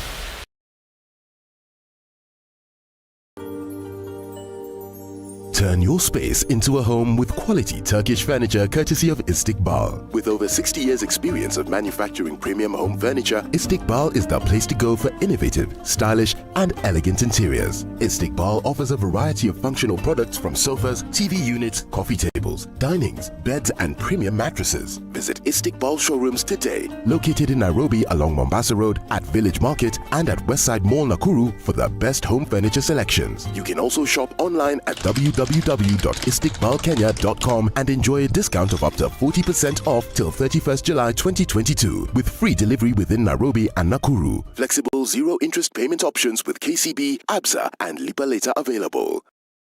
Are you a recruiter looking for the ideal candidate? What if we told you there's an easier, faster, and unbiased way to hire? Forget all the time wasting and costly hiring mistakes and instead focus on reviewing the best suited candidates from the start. Sounds good, right? We offer you a seamless recruitment portal and access to our thousands of job seeker profiles to suit your hiring needs. In just a few clicks, you will be able to select the best candidates ranked by real data. Sign up today by visiting jobs.digga.co.ke and start your journey to efficient and effective hiring. Partly cloudy conditions continue in Nairobi at 17, highs of 23 and lows of 14. At 15, it's mostly cloudy in Nakuru. We'll see highs of 24 and lows of 13. It's mostly cloudy at 15 in Nyeri, highs of 23. We'll see lows of 14 and the lows will be 11, where it's partly sunny in Eldoret, going to highs of 22. The rain continues in Mombasa, highs of 29 and lows of 24, while it's also raining in Malindi. Highs of 29 and lows of 25. Mostly cloudy conditions in Kisumu, highs of 27 and lows of 18, while Kakamega is cloudy at 20, go to highs of 26 and lows of 13. Kampala, sunny conditions at 20, highs of 26 and lows of 17, while the sun is out. In Dar es Salaam at 24, we'll see highs of 30 and lows of 23. 6 degrees and sunny in Johannesburg, highs of 18 and lows of 4, while Lagos is mostly clear at 24, we'll see highs of 30. Kinshasa, highs of 33 today. 20 degrees and sunny at the moment. Spice and everything nice. All right. Okay. Spice up your life.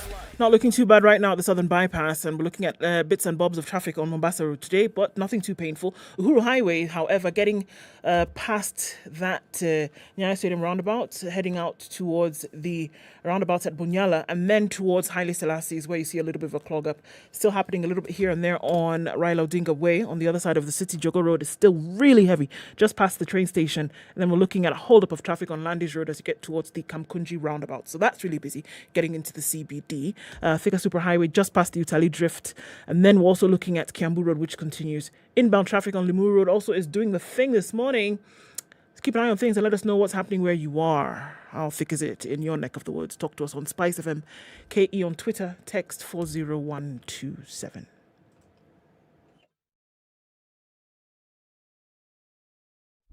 Classic soul, R&B, smooth jazz, neo soul, and nostalgic ballads. Make some noise. Yeah. You're listening to Spice FM. Mature, intelligent talk every morning. Spice up yourself.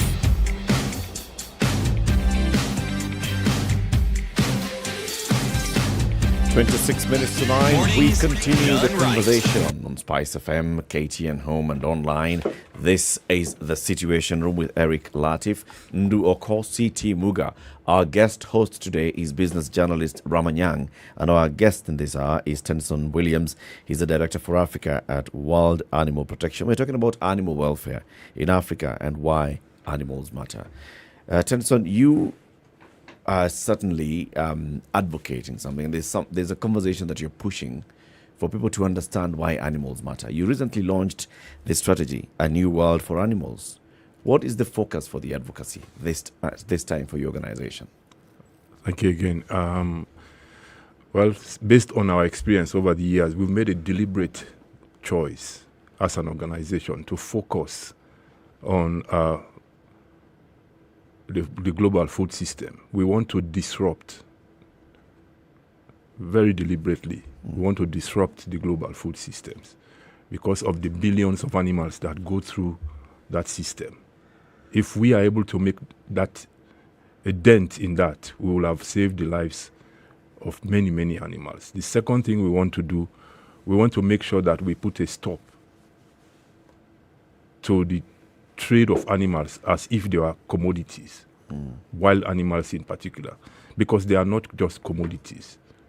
They are sentient beings, they feel, etc. So that is the focus of our new strategy, A New World for Animals. We believe that's an imperative. We believe it is possible. We believe it will be to the benefit of humanity if we offer animals a new world. And what is underpinning that is our belief that there are alternative ways that man can enjoy this life without necessarily causing untold suffering and cruelty for animals. When you say disrupt the global food systems, that sounds radical. Well, it has to be radical.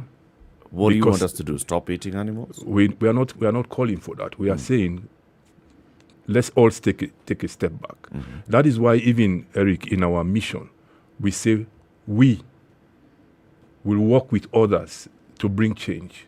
The consumer, the producer, a policymaker, etc., etc. All of us have to be part of the solution to have an end game that creates a better world for you and I. Eric, Africa's development aspirations will not be fully realized without animals being part of the solution, because they are. The entire world arrangement requires animals to be part of that consideration. Animal health, human health, environmental health constitute the planet. In fact, the planetary limits are being stretched to the point where I am telling you it's going to be disastrous if we don't check. Climate crisis is knocking. So all these things are connected. And that's why we've made the conscious choice to focus on those two areas. Of course, domestic animals matter. Other aquatic animals matter in terms of their lives and their welfare. But we have a limitation as an organization. So we made that choice. But at the same time, we believe if we get it right, we will have addressed the suffering of billions and billions of animals around the world. You talk about the fact that inclusive communities, inclusive societies, now reaching economic, social development, have not been able to do this without the inclusion of animals and their rights and their protections. How has this played out in some of those communities? If you could show us examples of what they have done to say, look, this is now where we have a symbiotic relationship between humans and animals, and making sure that it's inclusive. Well, the inclusive question, I think, is one that is quite critical. Obviously, from where some of us come from, we believe that they are sort of a property. You know, we have to use them. Even the forest that is just at the back of the community there is something we must just use. But we cannot use them irresponsibly because life has to go on. And the reality is, if they become extinct, we have a problem. You know, we have said it here again and again. The checks and balance that needs to be ensured within the ecosystem is not one that man alone can ensure. The animals have to play their own part. Yeah, so that reality has to be there. So all of us have to wake up to this call. When we take animals into our houses to use them as pets, etc. The evidence is there to show that we got to be careful. We don't necessarily have to do that. So consumptive use, sustainable use, all these arguments that are being put out there to say this must happen, we are only saying that they must happen within the limits that does not undermine Is there a standard way in which you then determine how it is that countries can more or less standardize the way in which they can put in place policies, ways in which they can then guarantee that what you are saying that will favor the protection of animals is actually adhered to? And is there a list? And if there's a checklist of sorts, if there are standards, then would you then be able to categorize countries in terms of their adherence to these norms and say country X adheres to these norms and they then fall into, say, this particular category, and country W doesn't adhere to any of these norms? So they should actually be struck off the list of countries that, is there any standardized way of looking at this thing? There are standardized ways. For example, I'm not sure whether you are aware of what they call CITES. CITES is a global standard that Please actually... Talk about it a little more so that we can understand. Yeah, it's a global standard that actually puts animals categorize animals for all of us to understand which ones are endangered, which ones are not, and those that we need to be more conscious in terms of how we deal with them, because otherwise we will lose all of them. Yeah. So those kinds of regulations are there for all countries to look at. In countries specifically, there are also policies that government have put in place and penalties, but some of them are outdated. So we should be reviewing this in the light of the current scenarios, so that we are all guided by what is happening. And regulatory authorities within government, for example, in the case of Kenya, the Directorate of Veterinary Services has responsibility to make sure that we as human beings behave in a way that does not undermine the existence of animals, because it affects us. And in the current constitution in this country, I think it is the counties that have now been given responsibility to specifically deal with animal welfare. So there are regulations. Are people aware of this? Maybe not. So we need to also bring that information to the ordinary person so that they know that this is wrong. If you step out right now, you might find a bike rider with 20, 30 cuckoos hanging, taking them to somewhere for slaughter. That is not right. It is not even good for you to consume a chicken that has been put on a bike for the last 1 hour, because the body mechanism of that animal is going to affect the kind of meat that you are going to have. Because it's under stress. Yes, but you are not aware. Even when you chase the cuckoo in the village for 30 minutes before you finally get it and slaughter. So if you don't chase it, how will you catch it? No, you will catch it. But what I'm saying, if you don't chase it, you won't catch it. But you are not aware what the imbalance you are creating. That's what I'm saying. It is one thing to say if you don't chase it, how do you catch it? But what are you getting? Is it quality enough? Or do you care? Cage it first, let it relax, and then have a conversation with it. And then why would you think that a certain community in the world is talking about halal meat?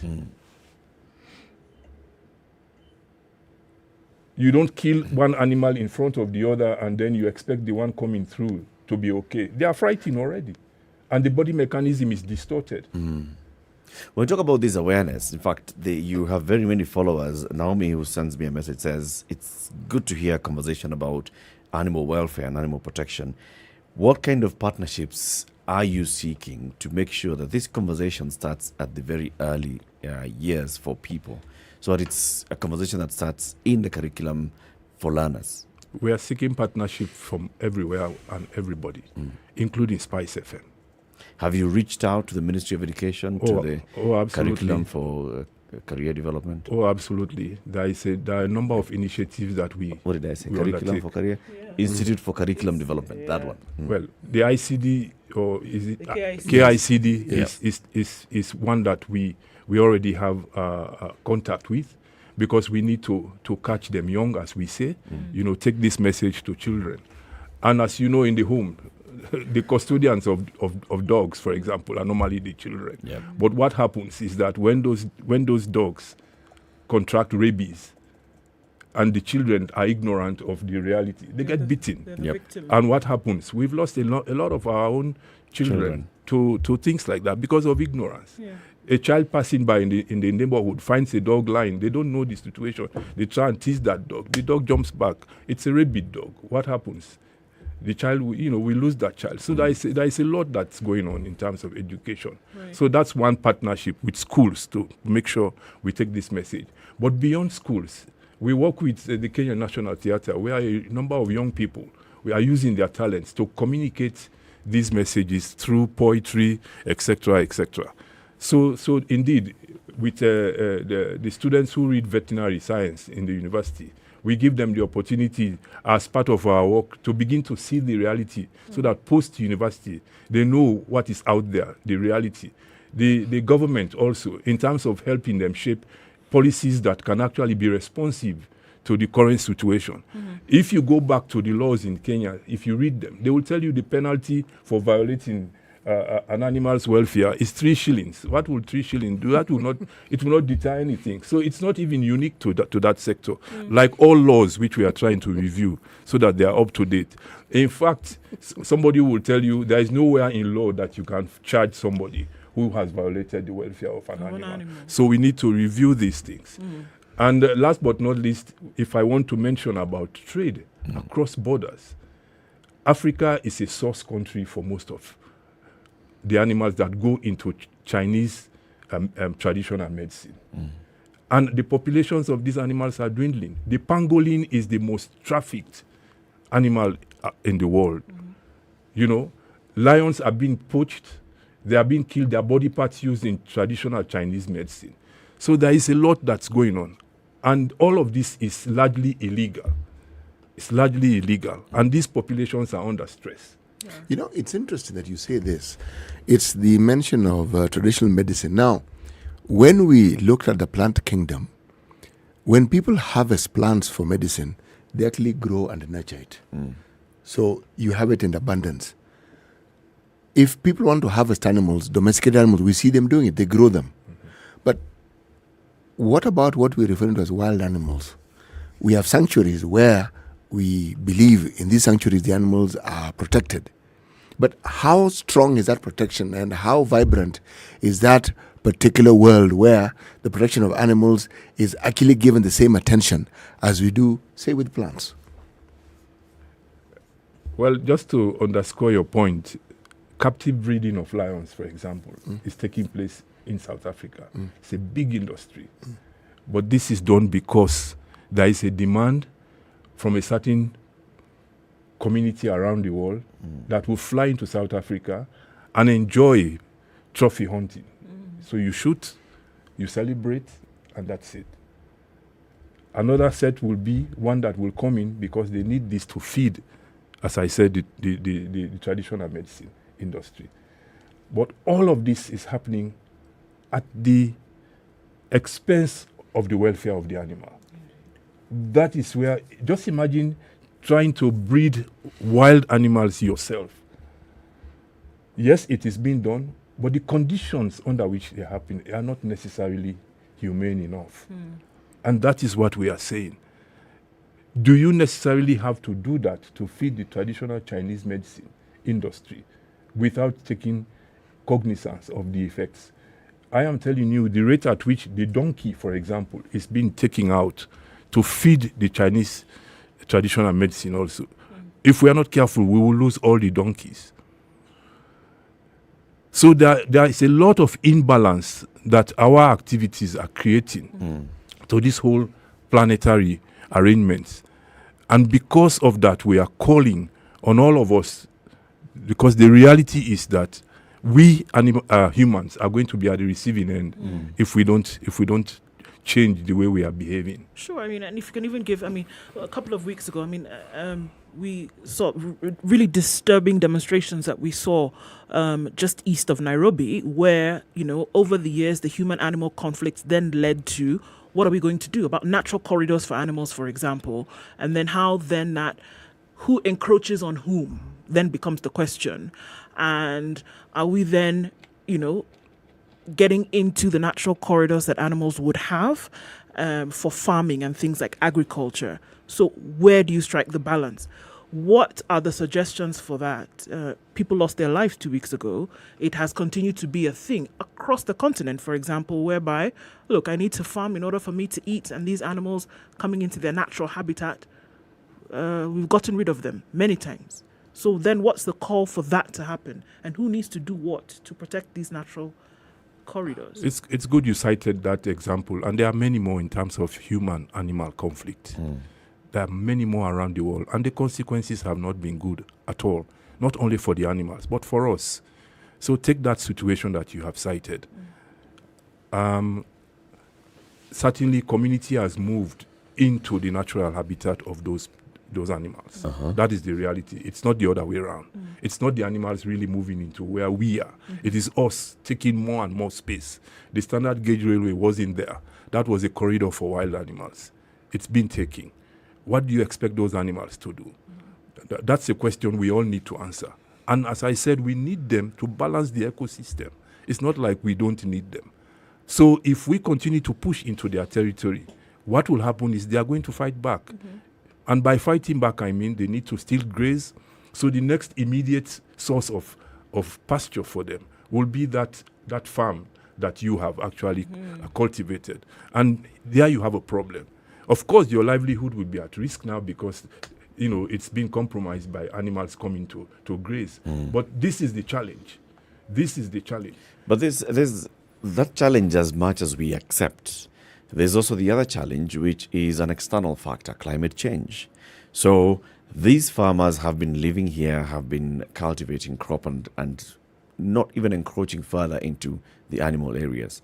The animal areas now also lack rainfall. So the animals are seeking pasture and, of course, breaking off from where they've been traditionally. What is the impact of climate change on this human-animal relationship? Thank you, Eric. It's a good point. Let me just lay the premise in relation to your question that, in fact, Africa, Egypt to be particular, is hosting COP27 in November. So the climate conversation has come home to Africa. Africa is at the receiving end of climate change. Yeah, we are not the creator of the problem, but we are the biggest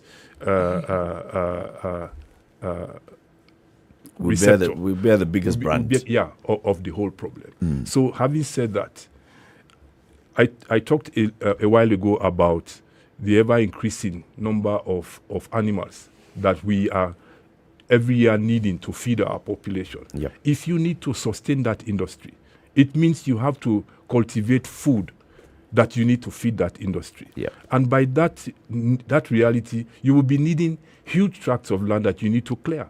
So I think it's the other way around, Eric. The climate crisis that we have seen and we continue to see is as a result of our own action. It's as a result of our own action. The entire northeastern of Kenya, where you see thousands of animals perishing, it's because we went in there and did whatever we did, and we have let all of that bear. And animals can't survive there. And these same animals, we say we depend on them. So really we have to make a decision. We have to make a very clear decision. Africa has not gone the route that Brazil, etc. are now. Because Brazil has to subject massive hectares of land to soy production, to feed the animal industry. So what will you be pushing for when COP27 happens in Egypt? We are saying let there be a moratorium on factory farming or industrialized farming.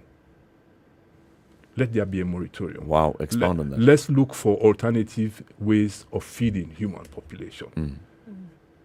Plant-based protein as opposed to animal-based protein is one way that we are looking at this. So reduce consumption of animals. Of meat. Of meat. Of meat or animals. There's 70 billion animals that we're consuming every year. Let's look at cutting back. And this is now going back into that disruption of the global food systems. So expressly what you are saying is let's eat less meat. Let's eat less meat. Let's have alternatives. Let's stop using animals as though they are commodities only. because what we are doing, we are taking out 1.6 trillion animals of the system. They don't necessarily have to be seen as only commodities, because somebody is benefiting billions from the body parts, the ivory trade, the traditional Chinese medicine, where the donkeys are also being pushed into, and we are losing all of this. Do you have a proposed plan for, let's reduce this animal intake by X number of, say, animals per year by this time? We haven't stated that in terms of how we will reduce them, but we are saying in this strategy that I'm holding, Eric, that another world is possible for animals. And it's a new deal that we need to offer animals, because we'll be doing it to our own benefit. But actually, the issue is we are not sounding a selfish motive, that we are only doing this because it benefits us. But we are doing this because it's the right thing to do. Animals' lives matter. Let's take a quick break so we can say goodbye to our audience on KTN Home at 4 minutes to 9 o'clock. Kenya's biggest conversation always continues on SpiceFM every weekday morning. We're just taking a break on KTN Home, but it continues on SpiceFM. You can tune into SpiceFM around the country, or you can also join our live stream, SpiceFM KE on Facebook and SpiceFM KE on Twitter. Tennyson J.C. Williams is the Director for Africa at the World Animal Protection. We are talking about why animals matter and animal welfare in Africa in particular.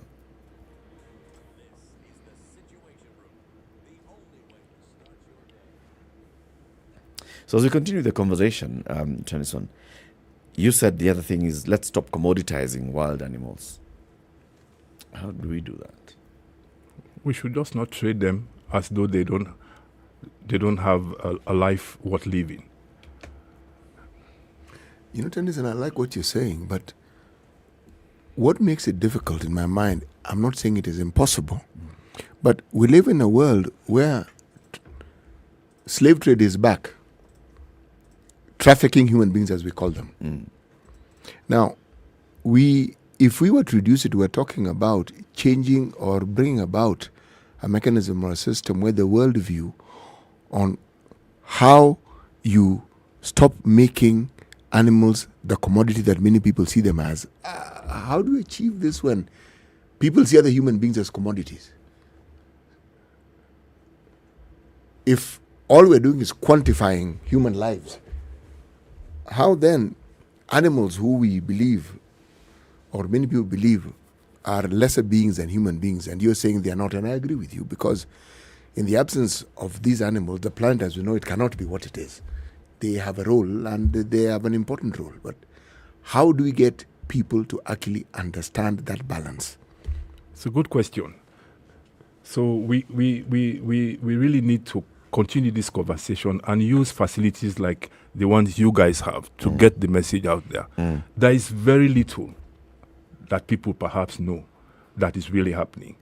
Let me give you one story. We had a campaign to actually stop the trade of the African grey parrot, taking them from the source countries in Africa to somewhere where people feel they need them best. The sad story is that 60% of the African grey parrot that are put on flights to go to any destination don't arrive there alive. They die. So what's the point, really? And the parrot is an animal that can actually be there for the next 80 years. If I take a parrot from the forest and put in my house to be a pet, and I pass on, God forbid, before that animal, what happens? The animal is there. And these are social beings. Do you know the African grey parrot will know its partner for life? When you separate them, they go into stress and they suffer for the rest of their lives. In other words, there is so much education that is required for us to understand, beyond what perhaps we know, that the animals really deserve, and we have to behave in the best interest of the animals, but also ourselves, as I've said in this show. So really, the conversation has to be out there. We need to have more people involved, but the world order needs to be checked, because where we are headed is not in anyone's interest, not for the animals and not for us. Yeah. Johnson, come again. And let's start having the conversation, highlighting especially these issues that you're saying. You know, when people start getting their story and the true picture, this, for example, is what is happening to the parrot. This is what's happening to the other animals, the pangolin and all. Then we start internalizing the conversation and it even makes it better. Thank you for joining us today. Karibu. Tennyson Williams is the Director for Africa at World Animal Protection. Keep it here for more conversations coming up in the next hours. It's 9 a.m. The latest news from around the world. 94.4 Spice FM.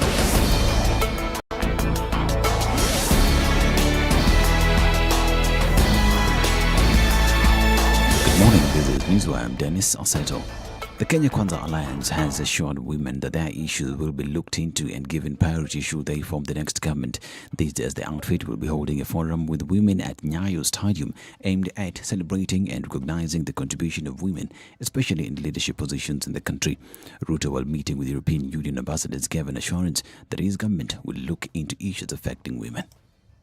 For a start, we want to start with 50% of our cabinet to be women. And we want to progress that and see how we can realize the 2/3 gender rule within our first year, by God's grace, in government. Out of the 9 governor candidates, 7 are Kenya Kwanza. And we believe out of the 7 candidates, we are more or less almost sure that 5 will be elected. Because we do not want to pay lip service or play tokenism to the issue of gender. We know its significance and we know the contribution a whole society can give. The Council of Governors has urged the Senate to convene a sitting and approve the disbursement schedule to ensure prompt transfer of funds to the counties. The Council has also threatened to go to court to compel the National Treasury to release funds without further delay, saying lack of resources is affecting ongoing interventions against drought in some counties. Council Chairperson Martin Ombora says the County Government's Additional Allocations Act of 2022 was assented to on 22nd of April and commenced on 13th of April, while the Treasury has prepared a disbursement schedule as recommended by the Budget Committee of the Intergovernmental Budget and Economic Council. A man who was reported to have been forcibly kidnapped by unknown people in Lamu in June 2021 has finally been reunited with his family after more than 11 months in captivity. Haki Africa says the family and civil society groups had blamed Yasir Mohammed Ahmed's disappearance to security agencies. While announcing Ahmed's reunion with his family, the lobby called on the security agencies to produce all the missing persons in the country for the sake of justice. In April 2021, Missing Voices, a consortium of 15 civil society organizations, came out with a report indicating that there are many cases of enforced disappearances across the country than initially thought.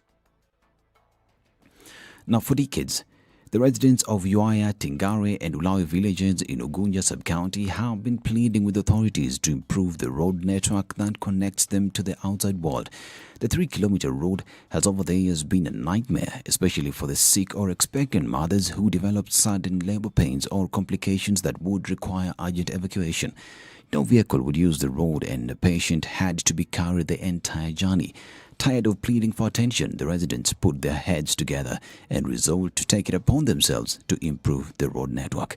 Unlike other people who would carry twigs and placards blaming leaders and the leadership of both county and national governments, these villagers resorted to using the little energy they had on the clearing bushes, digging stumps and filling potholes that characterized the 3-kilometer road. Led by Pastor Apollo Mondio Biero, they said this was the last resort after approaching local leaders but in vain. They said that several women have over the years been forced to give birth by the roadside due to inaccessibility. Touched by the villagers' efforts to improve the road, one of their local sons, Dr. Francis Odawe Medic at Kenyatta National Hospital, helped mobilize a grader to give it a fine touch and ensure that it is motorable. This, as we head into the elections, the residents have a chance to choose leaders who will work for them now. Police officers from Lari Police Station in Igembe North Sub-County in Meru County are holding a suspect who is said to have killed his 86-year-old mother and buried her. 51-year-old Isaac Ntungai is said to have brutally murdered his elderly mother in Dolei location and buried the deceased without the concept of the local leaders or even police. Police officers from Lari Police Station had a hard time convincing the suspect to show them where he buried his late mother, and it took officers until late at night for him to budge. The suspect claims his mother died due to old age after blessing her grandchildren, with Togai saying he thought it wise to dispose the body so that the family do not grieve for long. This is Newswire. Dennis Aseto. Good morning.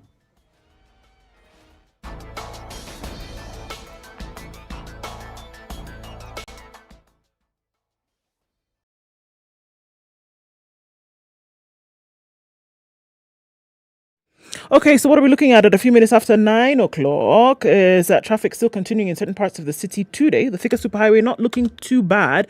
Just as you get past the Utali Drift is where we'll see a little bit of traffic. And also looking at Imara Daima inbound on Mombasa Road today, still causing a bit of an issue here and there. Kiambu Road, back-to-back traffic as well, still continues for some time now. We're going to look at it go well into and beyond Coffee Gardens today. And Limuru is also doing that thing. Let's see what happens about half an hour or so. Friday morning traffic has not been too terrible. Hopefully we can remain just so. SpiceFM KE on Twitter. Text 40127.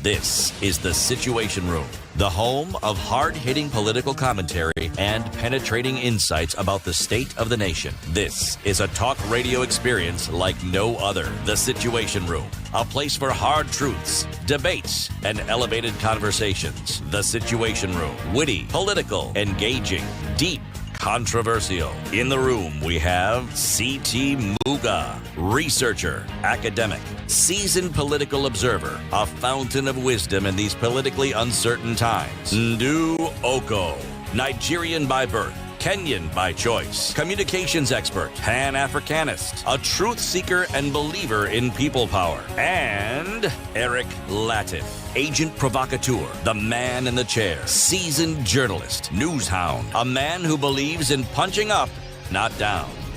This is The Situation Room. 7 minutes the after only 9. way to Good morning and how are you doing? Welcome to the final hour of Kenya's biggest conversation this week. It's Friday, the 10th. The month is up there for debate. But it's Friday, it's the 10th. We are still in 2022. Kenya's biggest conversation continues. Ramanyang, our guest host, is still with us in the show. And C.T. Muga has the day's proverb. For a moment there, I thought you were going to say C.T. Muga is also still with us. Yeah. Well, that too. Resident truth. Yes. Right. Don't take a mouthful before you swallow what is in your mouth. Don't take a mouthful before you swallow what's in your mouth. Yeah, what's already there. Yeah. If it's there, it's there. Whatever is resident, it's resident. Sasa, make sure you've swallowed it before you. And I'm saying just keep the mouth full, man. Keep it full. Yep. Isn't that how we end up with these problems we're having now? Which ones? In public finances, where it's just accumulate. Actually, you're right.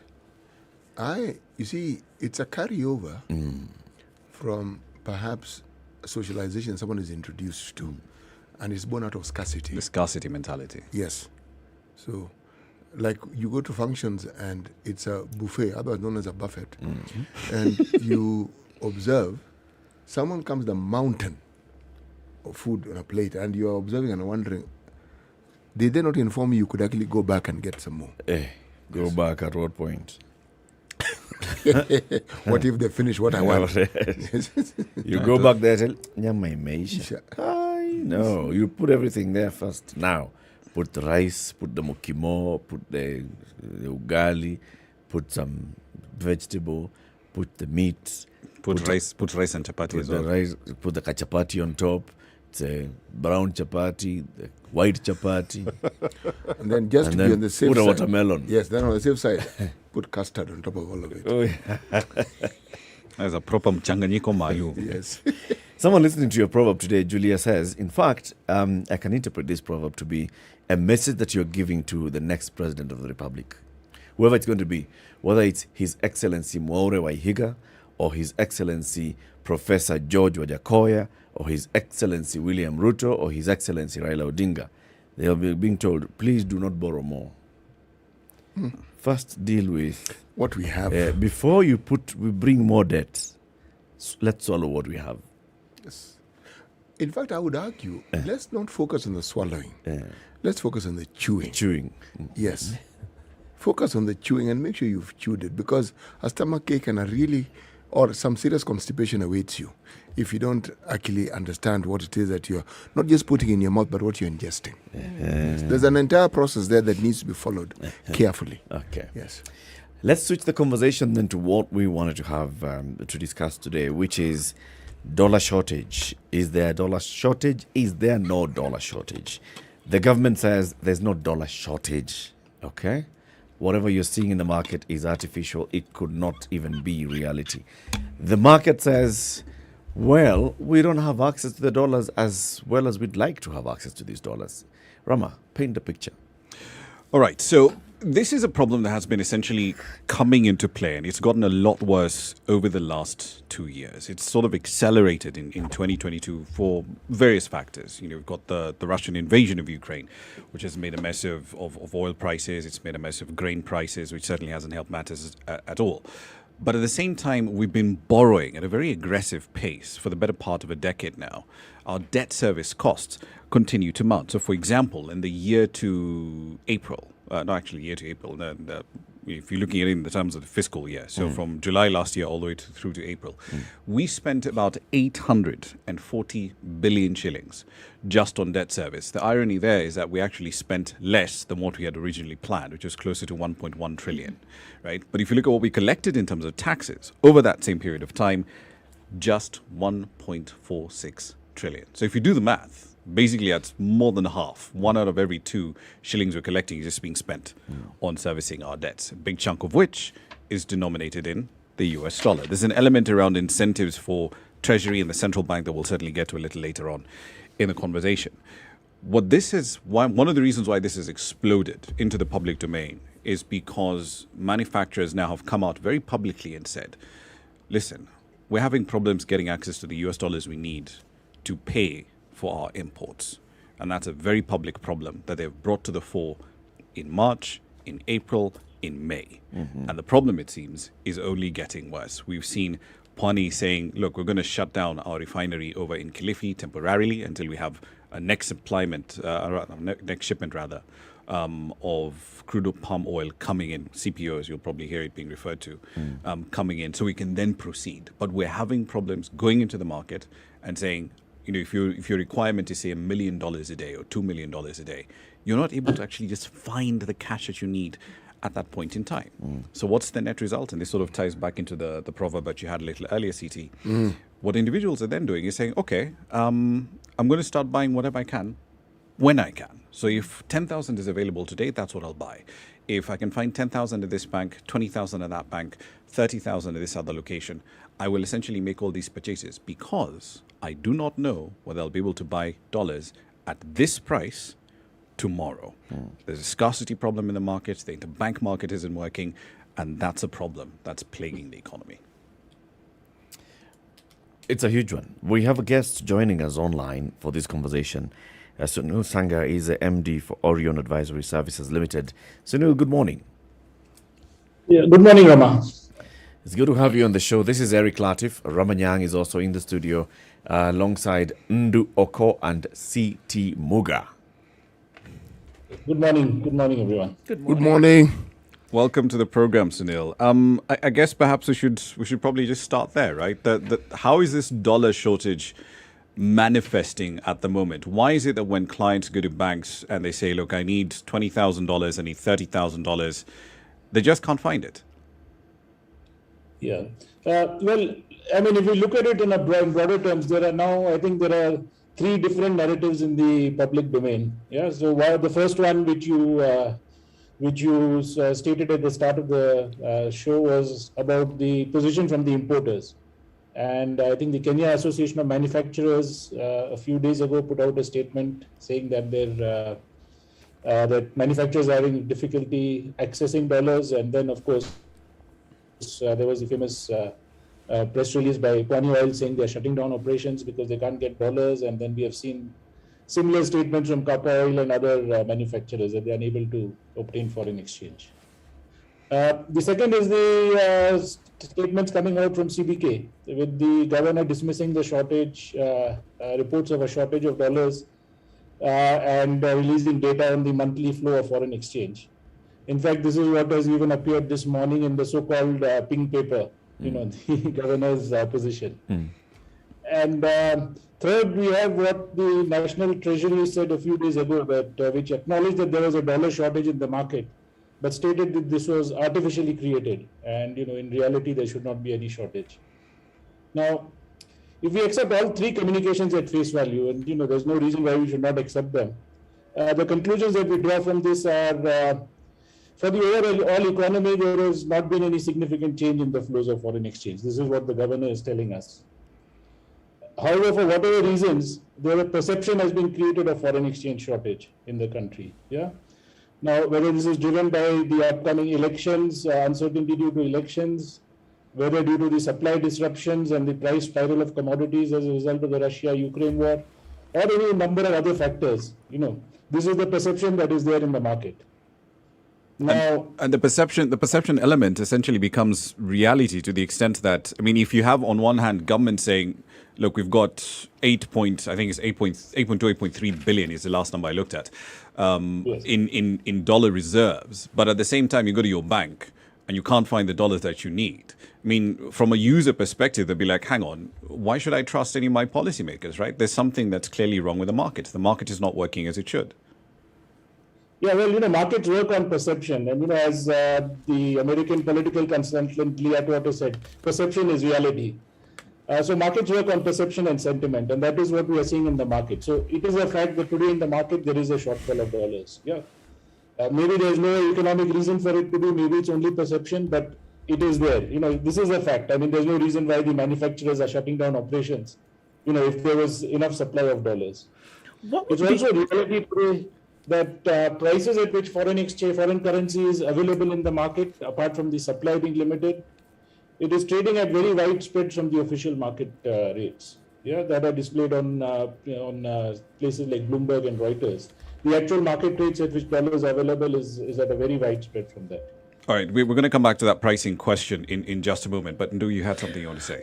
Of what benefit would it be to government to, and in this case, we're talking about the central bank now, why would it be said that there's no shortage when it came to this particular foreign currency, when we can see that, as you say, you walk into your local branch and you're not able to get any, or that manufacturers are shutting down because of this reason, or manufacturers are complaining because of this reason?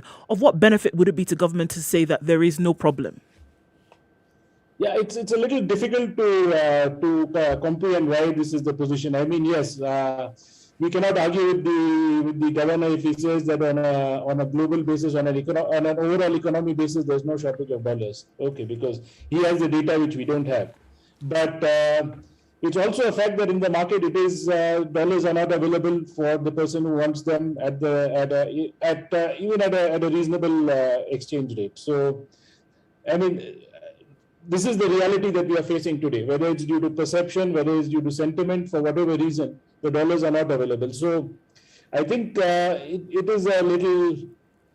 Whereas it may be true that there is no reason for the shortage, the fact is that there is a shortage which exists. So it is. I think it is it is not to the benefit of the economy to wish away the problem, because there is definitely a problem in the market. So are we saying that the reduction in the circulation of the dollar is what is being referred to as the shortage? Because, as you say, there are very many issues at play. There is an element of hoarding. There is an element of the price, the market value of the dollar right now. And there are people who perhaps are unwilling to buy the dollar at that particular rate. And well, I'm actually forcing myself to ask, this looks like a shortage that isn't really, should we say, true.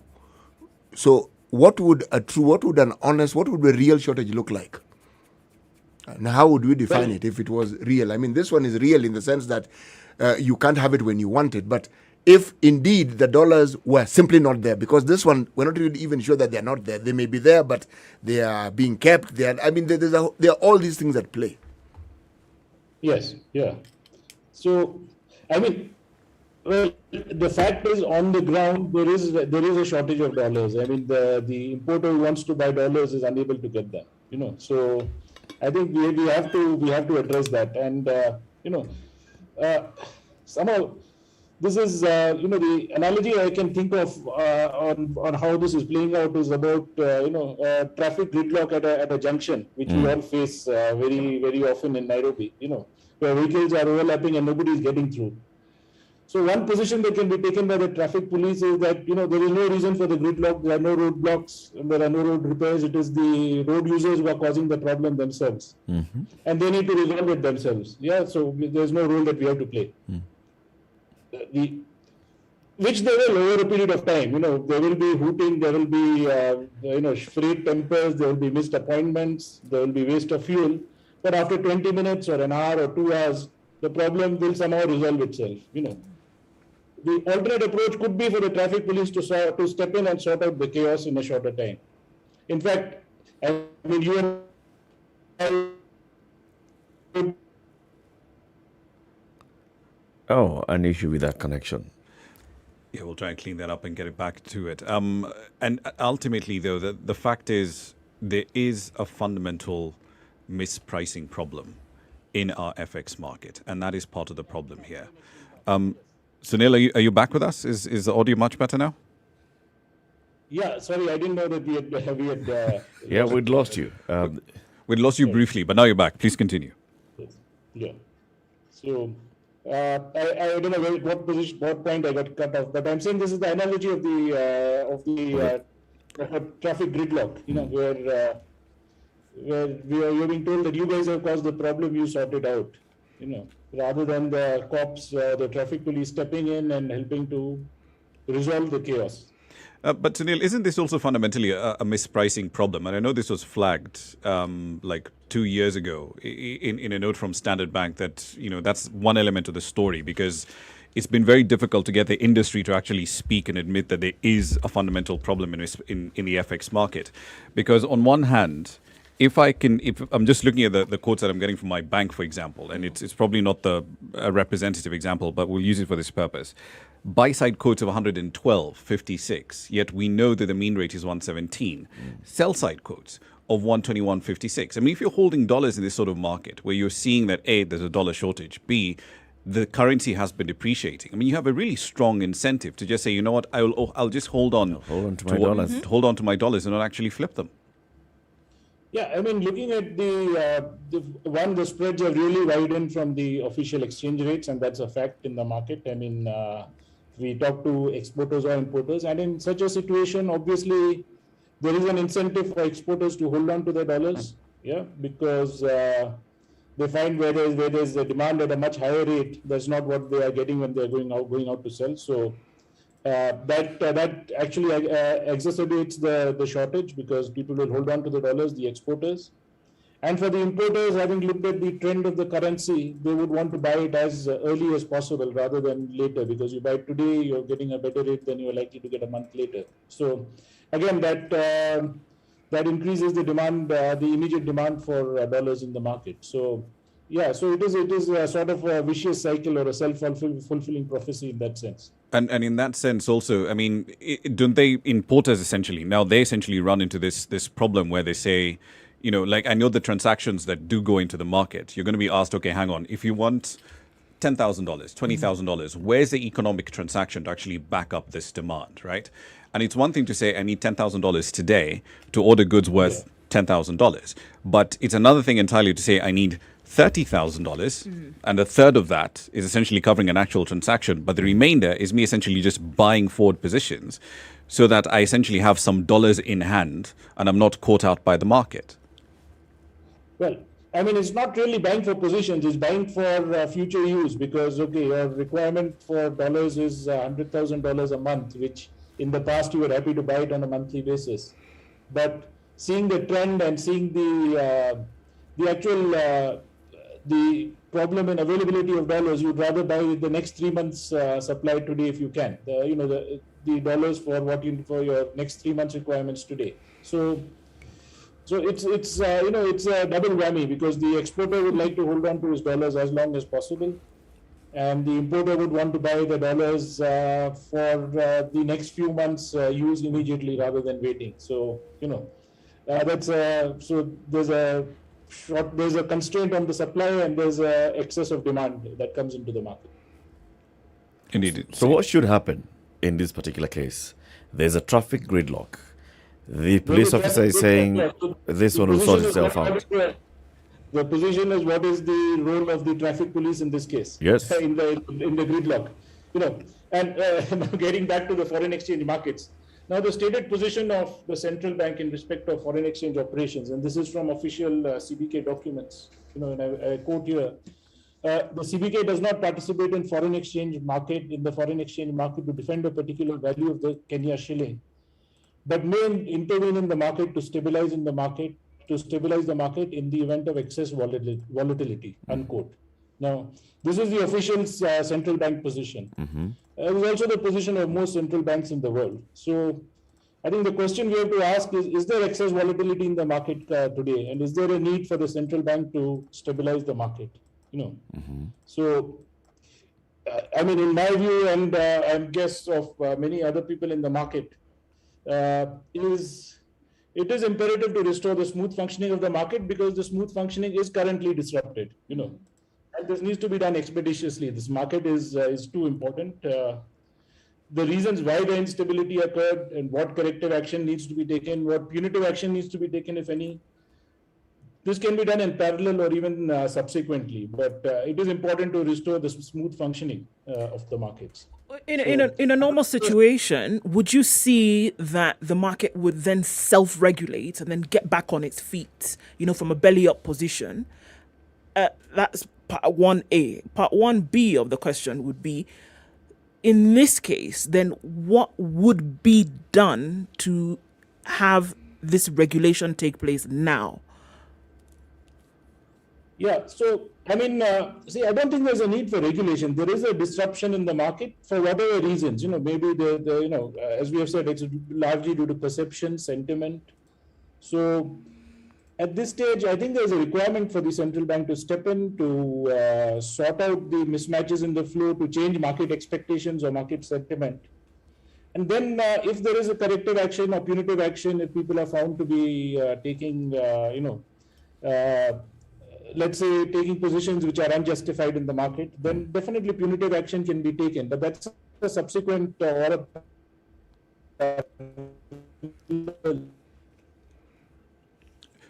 cannot be, the only step to be taken by the central bank. And that. But the flip side of that, Sunil, isn't it, is the fact that the central bank would also need to accept, and Treasury by extension, they would need to be comfortable with the fact that the shilling would essentially have to depreciate well beyond its current level. Yeah, well, the shilling has to find its value. Today the perception, because of how the shilling has gone over the how the value has gone, is that the shilling is in a sort of free fall and there's only one-way traffic on the exchange rate for the shilling. Yeah, and the current sentiment and the current markets are just, it is again self-fulfilling. Yeah, so yes, there will be a level at which the shilling will stabilize. It should not be an expectation that it will continue to go one way only. Yeah, so maybe there is a bit of a knee-jerk reaction. There's a drop, but then over time it will stabilize and it will find its value. So let me just ask this question from the perspective of someone who is actually ignorant of some of these things. My reading tells me that Malawi faced a similar problem and they devalued their currency by 25%. Now, what does that devaluing actually give us? How does it help stabilize the shilling, and how does it help bring about the situation that we are trying to, should we say, stabilize? How does that help? Sunil, you can go first on this one. Yeah, so on this, we are not in a fixed exchange rate regime where there is an exchange rate which is kept, and then there is a one-step devaluation that is to be announced. We are in a free market on the foreign exchange. If you recollect, a few years ago, the shilling actually fell very sharply. I can't remember. Probably went to about 107 or. Yeah, the 2011 crisis went on all the way to 107. And then it came back and stabilized and was at the level of 100 for a fairly long time. It stabilized. So again, if the market is allowed to find its value, maybe we'll see a knee-jerk reaction where the shilling goes into the 120s, into the low 120s for a brief time. But then it's possible that it appreciates again once there is an equilibrium found in the market and the market perception improves. All right. Just before we get into the break, because I know we're heading there, Sunil, you might have seen this in our Eurobonds yesterday, the 2024 note, which had been trading around, yields on that particular note were around 4% just as recently as early February. And yesterday, we hit 13.7% on that particular note. Virtually all the Eurobonds we have now, the yields are well over 10%. Could you break that down for us? What exactly, A, is driving yields to that level, and B, in layman's terms, why should people be concerned? Okay, so there are a number of factors why the rates of Eurobonds have gone up from what they were a few months ago. So one is, of course, the Eurobonds are internationally traded bonds. So the first point or the first issue or the first couple of points are actually international, nothing related to domestic Kenyan issues or Kenyan economy. One is that US interest rates have been going up. So obviously the rates of all frontier markets and emerging market bonds have also gone up. Yields on all bonds have gone up as the US interest rates have gone up. And obviously the prognosis is that US interest rates will continue to rise for the rest of the year. So that's one factor.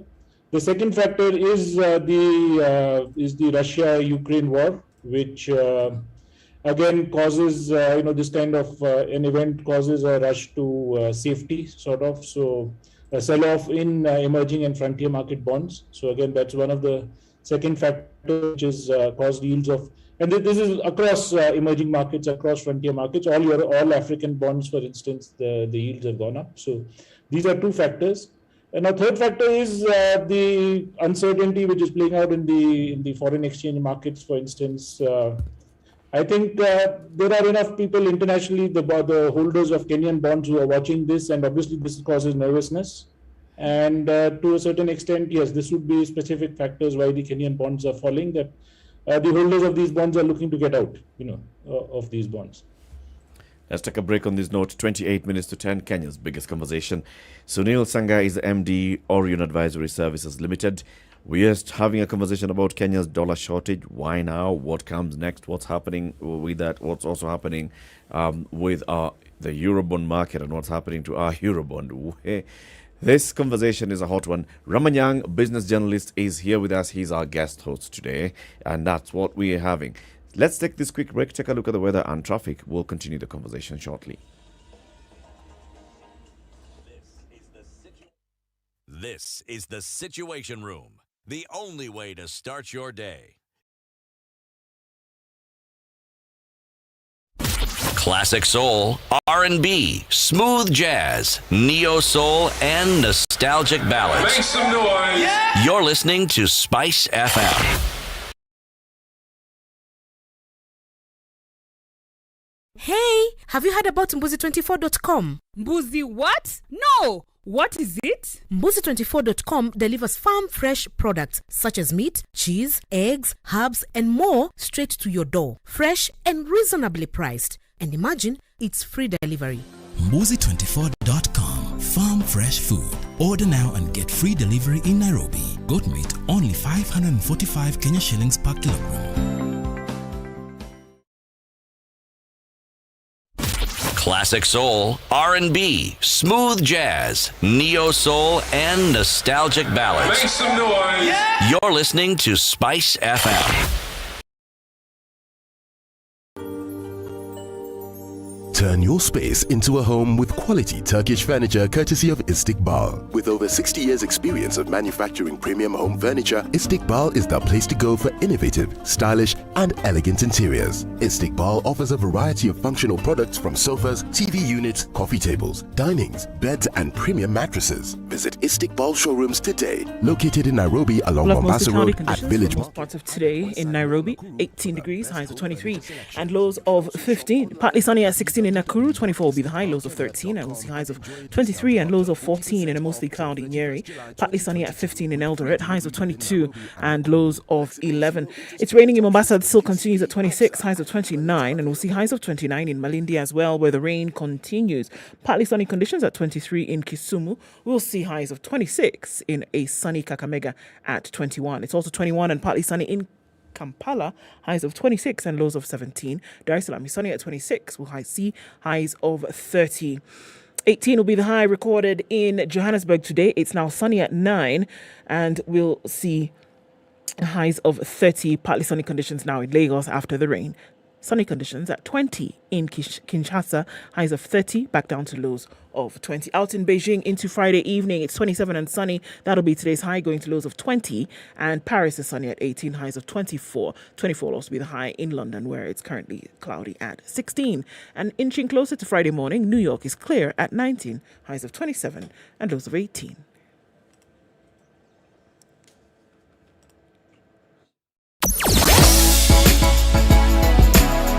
Spice and everything nice. SpiceFM. Spice up your life. A much better traffic situation this morning. We're looking at it just coming off of Thika Superhighway. Not too bad, just around that Pangani underpass, and Kiambu Road will ease off into Friday. Okay, into the CBDs where you see the most action now. All interconnecting roads look much better. Not done too bad for traffic today. Let's talk through the morning on SpiceFM KE on Twitter. Text 40127.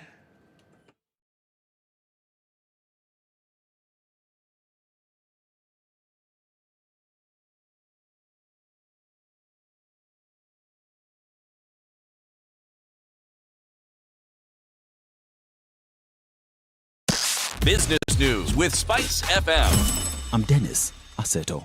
The National Treasury has received 73.8 billion shillings from the sale of an infrastructure bond this month, whose auction ended Tuesday. The auction, which sought 75 billion shillings, was oversubscribed at 101.8% as investors put in bids of 76.4 billion shillings for the issue. The high investor interest is attributable to the bond's tax-free allure, which saw June's bond fully subscribed to reverse subdued investor demand for government securities across recent weeks. The Kenyan shillings has slumped below 117 shillings mark against the US dollar as the local unit continues to post steady weakness. The shilling was quoted at 117 shillings and 1 cent at the close of trading Wednesday, from 116 shillings and 95 cents Tuesday. The weakness in the local unit has been linked to dollar shortages in the market as import traders face higher import bills. The Paris Agreement envisions a long-term goal to limit the global temperatures to well below 2 degrees, preferably to 1.5 degrees compared to pre-industrial levels. However, this ambition is dwindling. The net anthropogenic greenhouse gases emissions and climate destruction continue to rise as witnessed during COP26. However, all is not lost as the world economies continue to search for solutions to the climate crisis, but more priority, investment, and concrete actions are urgently required. Most countries have reviewed their nationally determined contribution, reflecting their intentions to mitigate further climate change. Centum Investment Company has announced plans to sell its 83.4% equity holding at Sidian Bank to Nigeria's Access Bank for 4.3 billion shillings. Centum said in a statement the deal with Access Bank, a subsidiary of Access Holdings, was subject to regulatory approval in Kenya and Nigeria. It is expected that in due course, Sidian will be merged with Access Bank subsidiary in Kenya, formerly Transnational Bank, to create a stronger banking institution positioned Mature, intelligent talk every morning. Spice up yourself.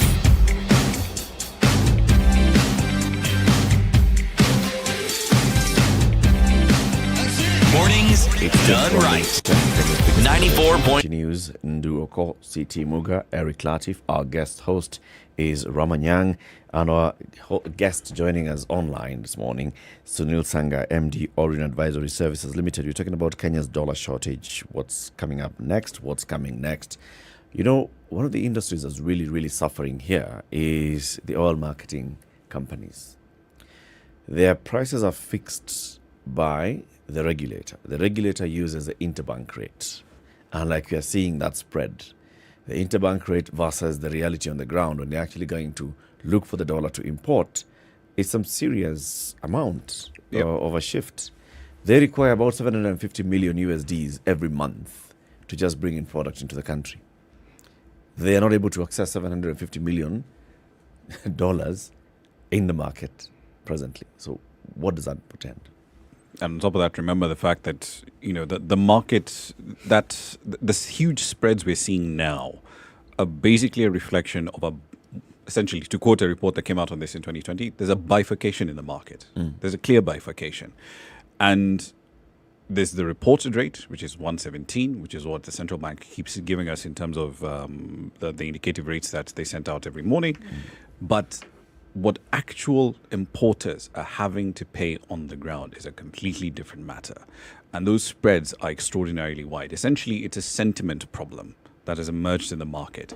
And fixing that requires admitting that there is a problem.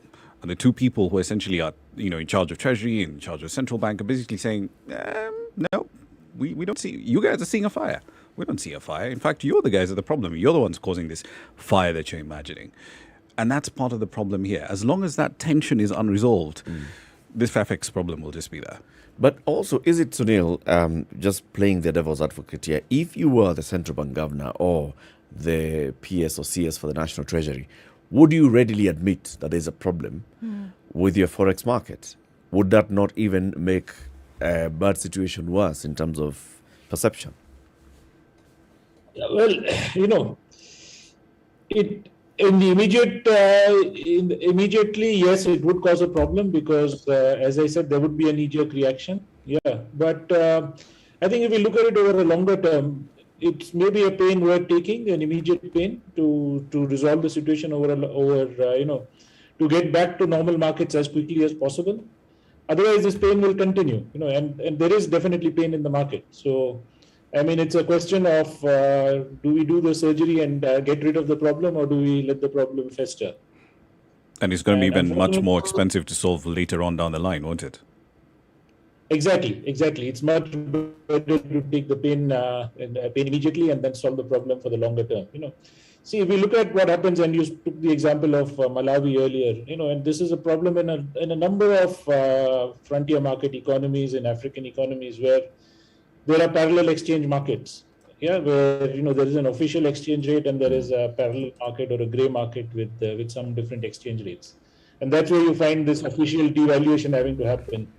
And I mean, it's a long time ago now, but we had the situation in Kenya in the 1990s as well. You know, where there was a parallel foreign exchange market which operated independent of the official exchange rates. Now that's something that I think nobody wishes that we go back to. You know, and that's one of the reasons why corrective action is required. Now that you actually bring that up, Sunil, you were there in the 90s and you saw what was happening and you saw the pain it caused. For many who don't know, just tell us, paint us the picture of what was happening in the market then and what it caused. Well, actually, I was here in the 90s very briefly in Kenya when the problems were starting to develop. But yes, there was a grey market, and there was exchange was very severely restricted. You know, even for buying a ticket to travel abroad and to get foreign exchange, you had to apply to the central bank. You know, those were the kind of situation. That was the kind of situation that was prevailing in the 90s, and I think it started off, and this was the period when I was in the market briefly in 1992 in Kenya, when there was an instrument called forex introduced, which then allowed the earners of foreign exchange to earn a premium over and above the official exchange rates. And I don't know that situation that well, but yes, it took a while to resolve, and there was a lot of pain at that point of time. And unfortunately, this kind of parallel market situation prevails in a number of African economies, even now. And we were very happy to have put that behind us in Kenya, with the whatever changes were made in the market in the mid 90s and the early part of this century. And nobody wishes that we get back to that kind of a situation again. Let's just continue with that train of thought around the Eurobond, because I know the finance ministry was keen on issuing a $1 billion note this month, and then they had this wishy-washy moment where it was, we're going to tap the markets for $1 billion. Then it was, no, we're not actually going to tap the market for $1 billion, citing, of course, the sort of yields that we're seeing at the moment. But now that they're saying we're going to essentially turn into syndicated loans to plug that gap, what does that imply for A, our domestic borrowing, but also B, for the Kenyan domestic banking market? Because, given the sort of deficits we've been running and might be running for the foreseeable future, it looks like a situation here where we're just creating a very strong incentive for lazy banking, the sort of thing we saw in the 90s. Yeah, it is true, I think, with the economic situation that has been prevailing. And I think this started when really the interest rate capping came in initially, which, of course, we have to give it that it was opposed by the central bank. They did come out against the interest rate capping. But from that time, particularly, we saw a big shift in the attitude of banks towards commercial lending, and it moved in favor of lending to government. And that then, of course, with the COVID situation in 2000s, I think that has just gathered steam. And now with the interest rates that the government is paying, yes, I think it makes logical sense for banks to route the money to the government rather than to commercial activity. So it is a kind of situation where today there is a crowding out effect of the private sector. What would make then banks, financial institutions, then not adopt this lazy banking attitude that we've seen? What activities then would then be recommended for them to be involved in to see then a different kind of, financial activity from their end? Well, I don't like the term lazy banking. It's not lazy banking. This is rational banking. You getting a good return at a lower risk, at a lower cost. So it's just rational. What banks are doing is rational. It's not lazy. Yeah. So, now what needs to change? One is there needs to be a bigger spread between what the government is borrowing at and what the private sector is borrowing at. So unless there is a spread and the incentive to lend to the private sector, it is rational banking to lend at a lower risk, at a lower cost to the government currently. So ideally, this should happen by the rates on government debt falling rather than the rates for commercial lenders increasing. So that can only happen if the appetite of the government to borrow gets a little bit, if the government has a smaller appetite. That's the only way the rates for government debt will fall. I don't understand why do you refer to it as rational? Because essentially banks are looking out, because it's a question of incentives. They're looking out for their own interests. Mm. Yeah. So their own interest. If you're lending at 13%, or if you look at the recent the recent issue of the infrastructure bond, 13.74% tax free to the government, you need to have a substantial premium over it to lend to a commercial business. I see. So, if I'm to go by what then happened in the 90s that Rama referred to, this seemed to have been the trend. But the only difference was that at that point in time, interest rates rose to some astronomical figures. North of 20% on 91-day T-bills. Yes. Now, how exactly is that good for economic growth?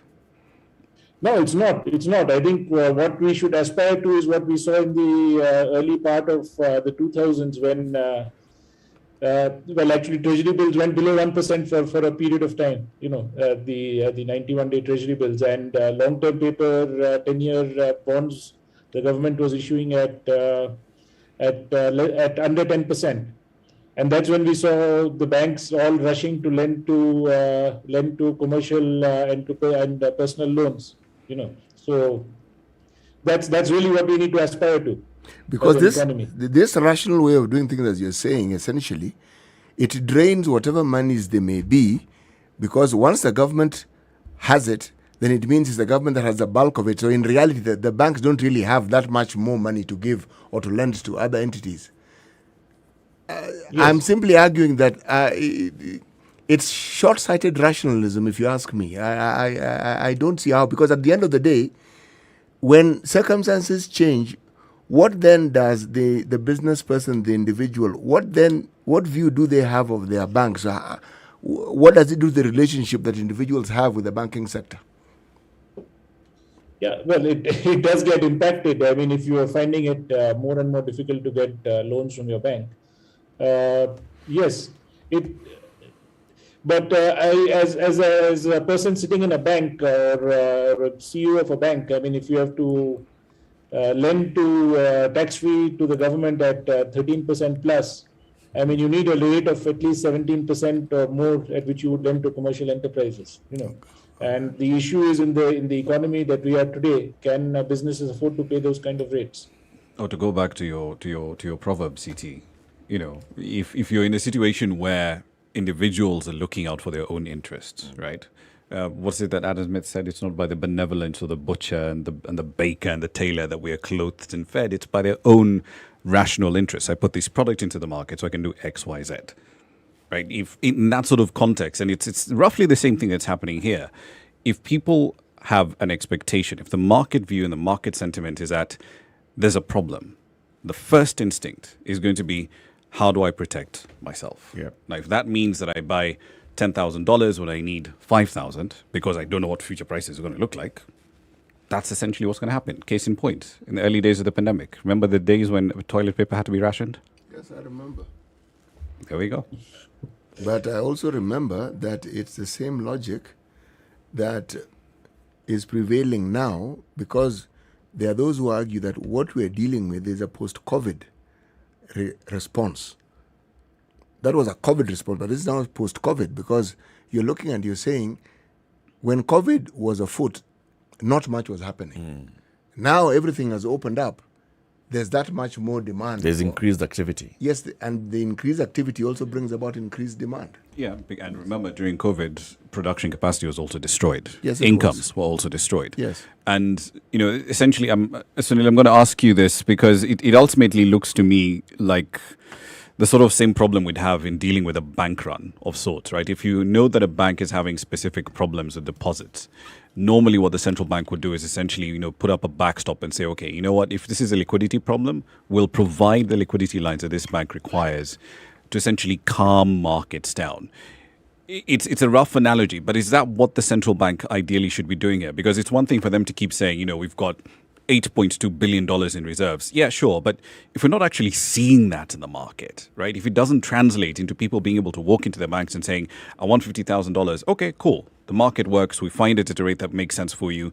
And if that liquidity is being provided by the central bank, well and good. Is that what they should be doing? Treating this in the same way they would approach a bank run? Yes, I mean, if the reserves are locked away and are not to be seen by anyone, then it doesn't really help the market. Yes, so yes, the reserves position is comfortable, as the central bank has been telling us repeatedly, but there needs to be a little bit of demonstration of that in the market to smoothen out the current disruption in the market, because there is a disruption.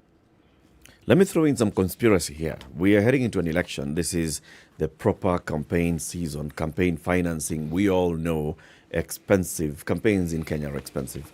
And many of the big campaigns are not just using money sourced locally. They're also getting money from other quarters. So let's say in other denominated currencies.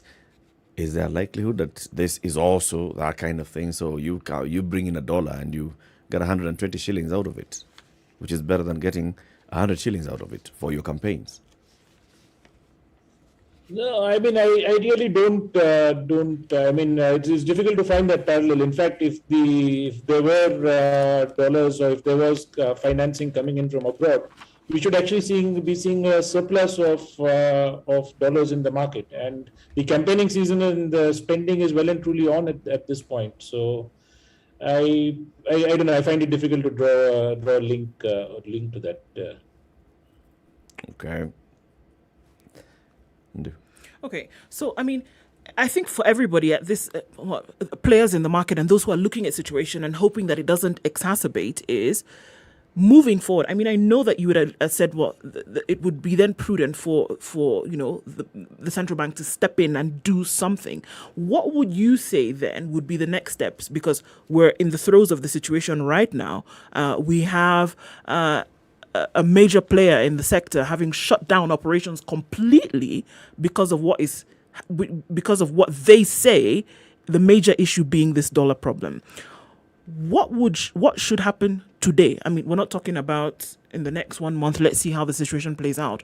What should happen today to stop this bleed that we see that's obviously happening?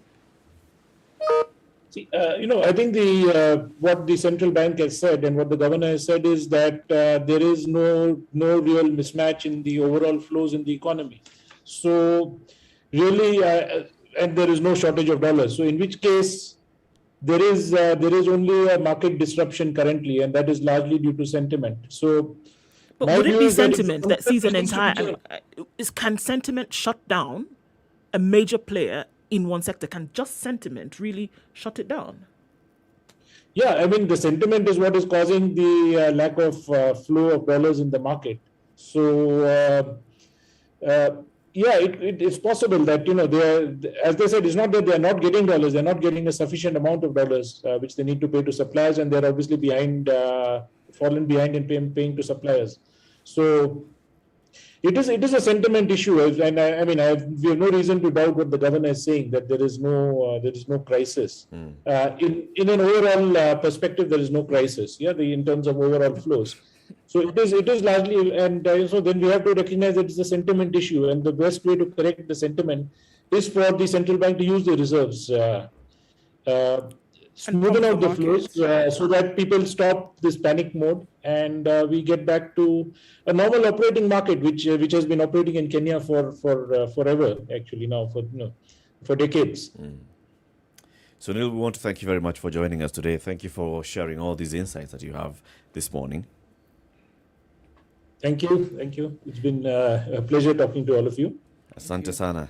Sunil Sanga is the Managing Director of Orion Advisory Services Limited. We've been having this conversation about the situation with the dollar and the access to the dollar. Well, the whole conversation here is basically pointing to the central bank needs to intervene. The central bank is expected to intervene. Are we calling on the central bank to intervene too early? Do you think the governor is actually sitting back and with all the advice that he gets, he's thinking, maybe not yet? The question I would ask is, do we think the central governor doesn't know what he's supposed to do? He does. Do we think the central bank government doesn't understand what's happening in the country? He does. I would argue they have perhaps at some level a much clearer understanding of what is going on than even we do. And maybe they understand things that they cannot talk about openly. But if you look at just the fundamental rules of the central bank, this thing that we're discussing, it's their baby. It is them who are charged with the duty of making sure that anything that may move towards volatility is avoided, or these choppy waters are calmed. It's their job. Yes. Yeah, but they're not doing anything about it. Maybe they are. Well, I mean, if they were, we wouldn't have this problem in the first place. Maybe they're allowing it to happen. I mean, because I mean, the thing that still stands out to me in the last 2 years is this research note that I kept referring to a little earlier, the one that came out from Standard Bank. When it gets to a point where a bank in the country has to come out on record, management has to come out and say, we disassociate ourselves with the statements made, with the analysis done by one of our analysts. There's a problem there. Like, there's a huge, and this is November 2020. And Rama, what's the problem in your opinion? The problem here is that there's a lack of honesty and proper, clear information flow about what is actually happening in our FX market. The FX market, you speak to traders, you speak to manufacturers, they will tell you virtually unanimously, the FX market, the interbank market here, it's dead. It's not functioning as it should. Why? You cannot post up prices that essentially are an accurate reflection of where demand actually is. So the regulator is basically choking information. Essentially. You speak to market players, that's what they're telling you. And that's problematic. And the question then will be why? One of the reasons why you also don't see very many people talking about this heads back into dare speak. Because what happened in that particular case, I mean, if you get to a point where your employer has to disavow you in public, what does that tell you? There's a problem. Someone else has told them, where? We'll chop your head off pour encourager les autres, as the French would say. Khama, thank you very much for joining us today. Ramanyang has been our guest host today. Thank you very much for joining us. We want to wish you a lovely weekend. Enjoy yourselves. A lot coming in terms of programming on Spice FM. Until Monday, when we'll be back here, God willing, 6 a.m. Have a lovely weekend.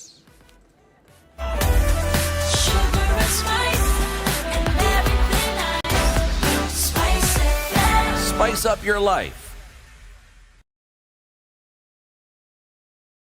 The latest news from around the world. 94.4 Spice FM.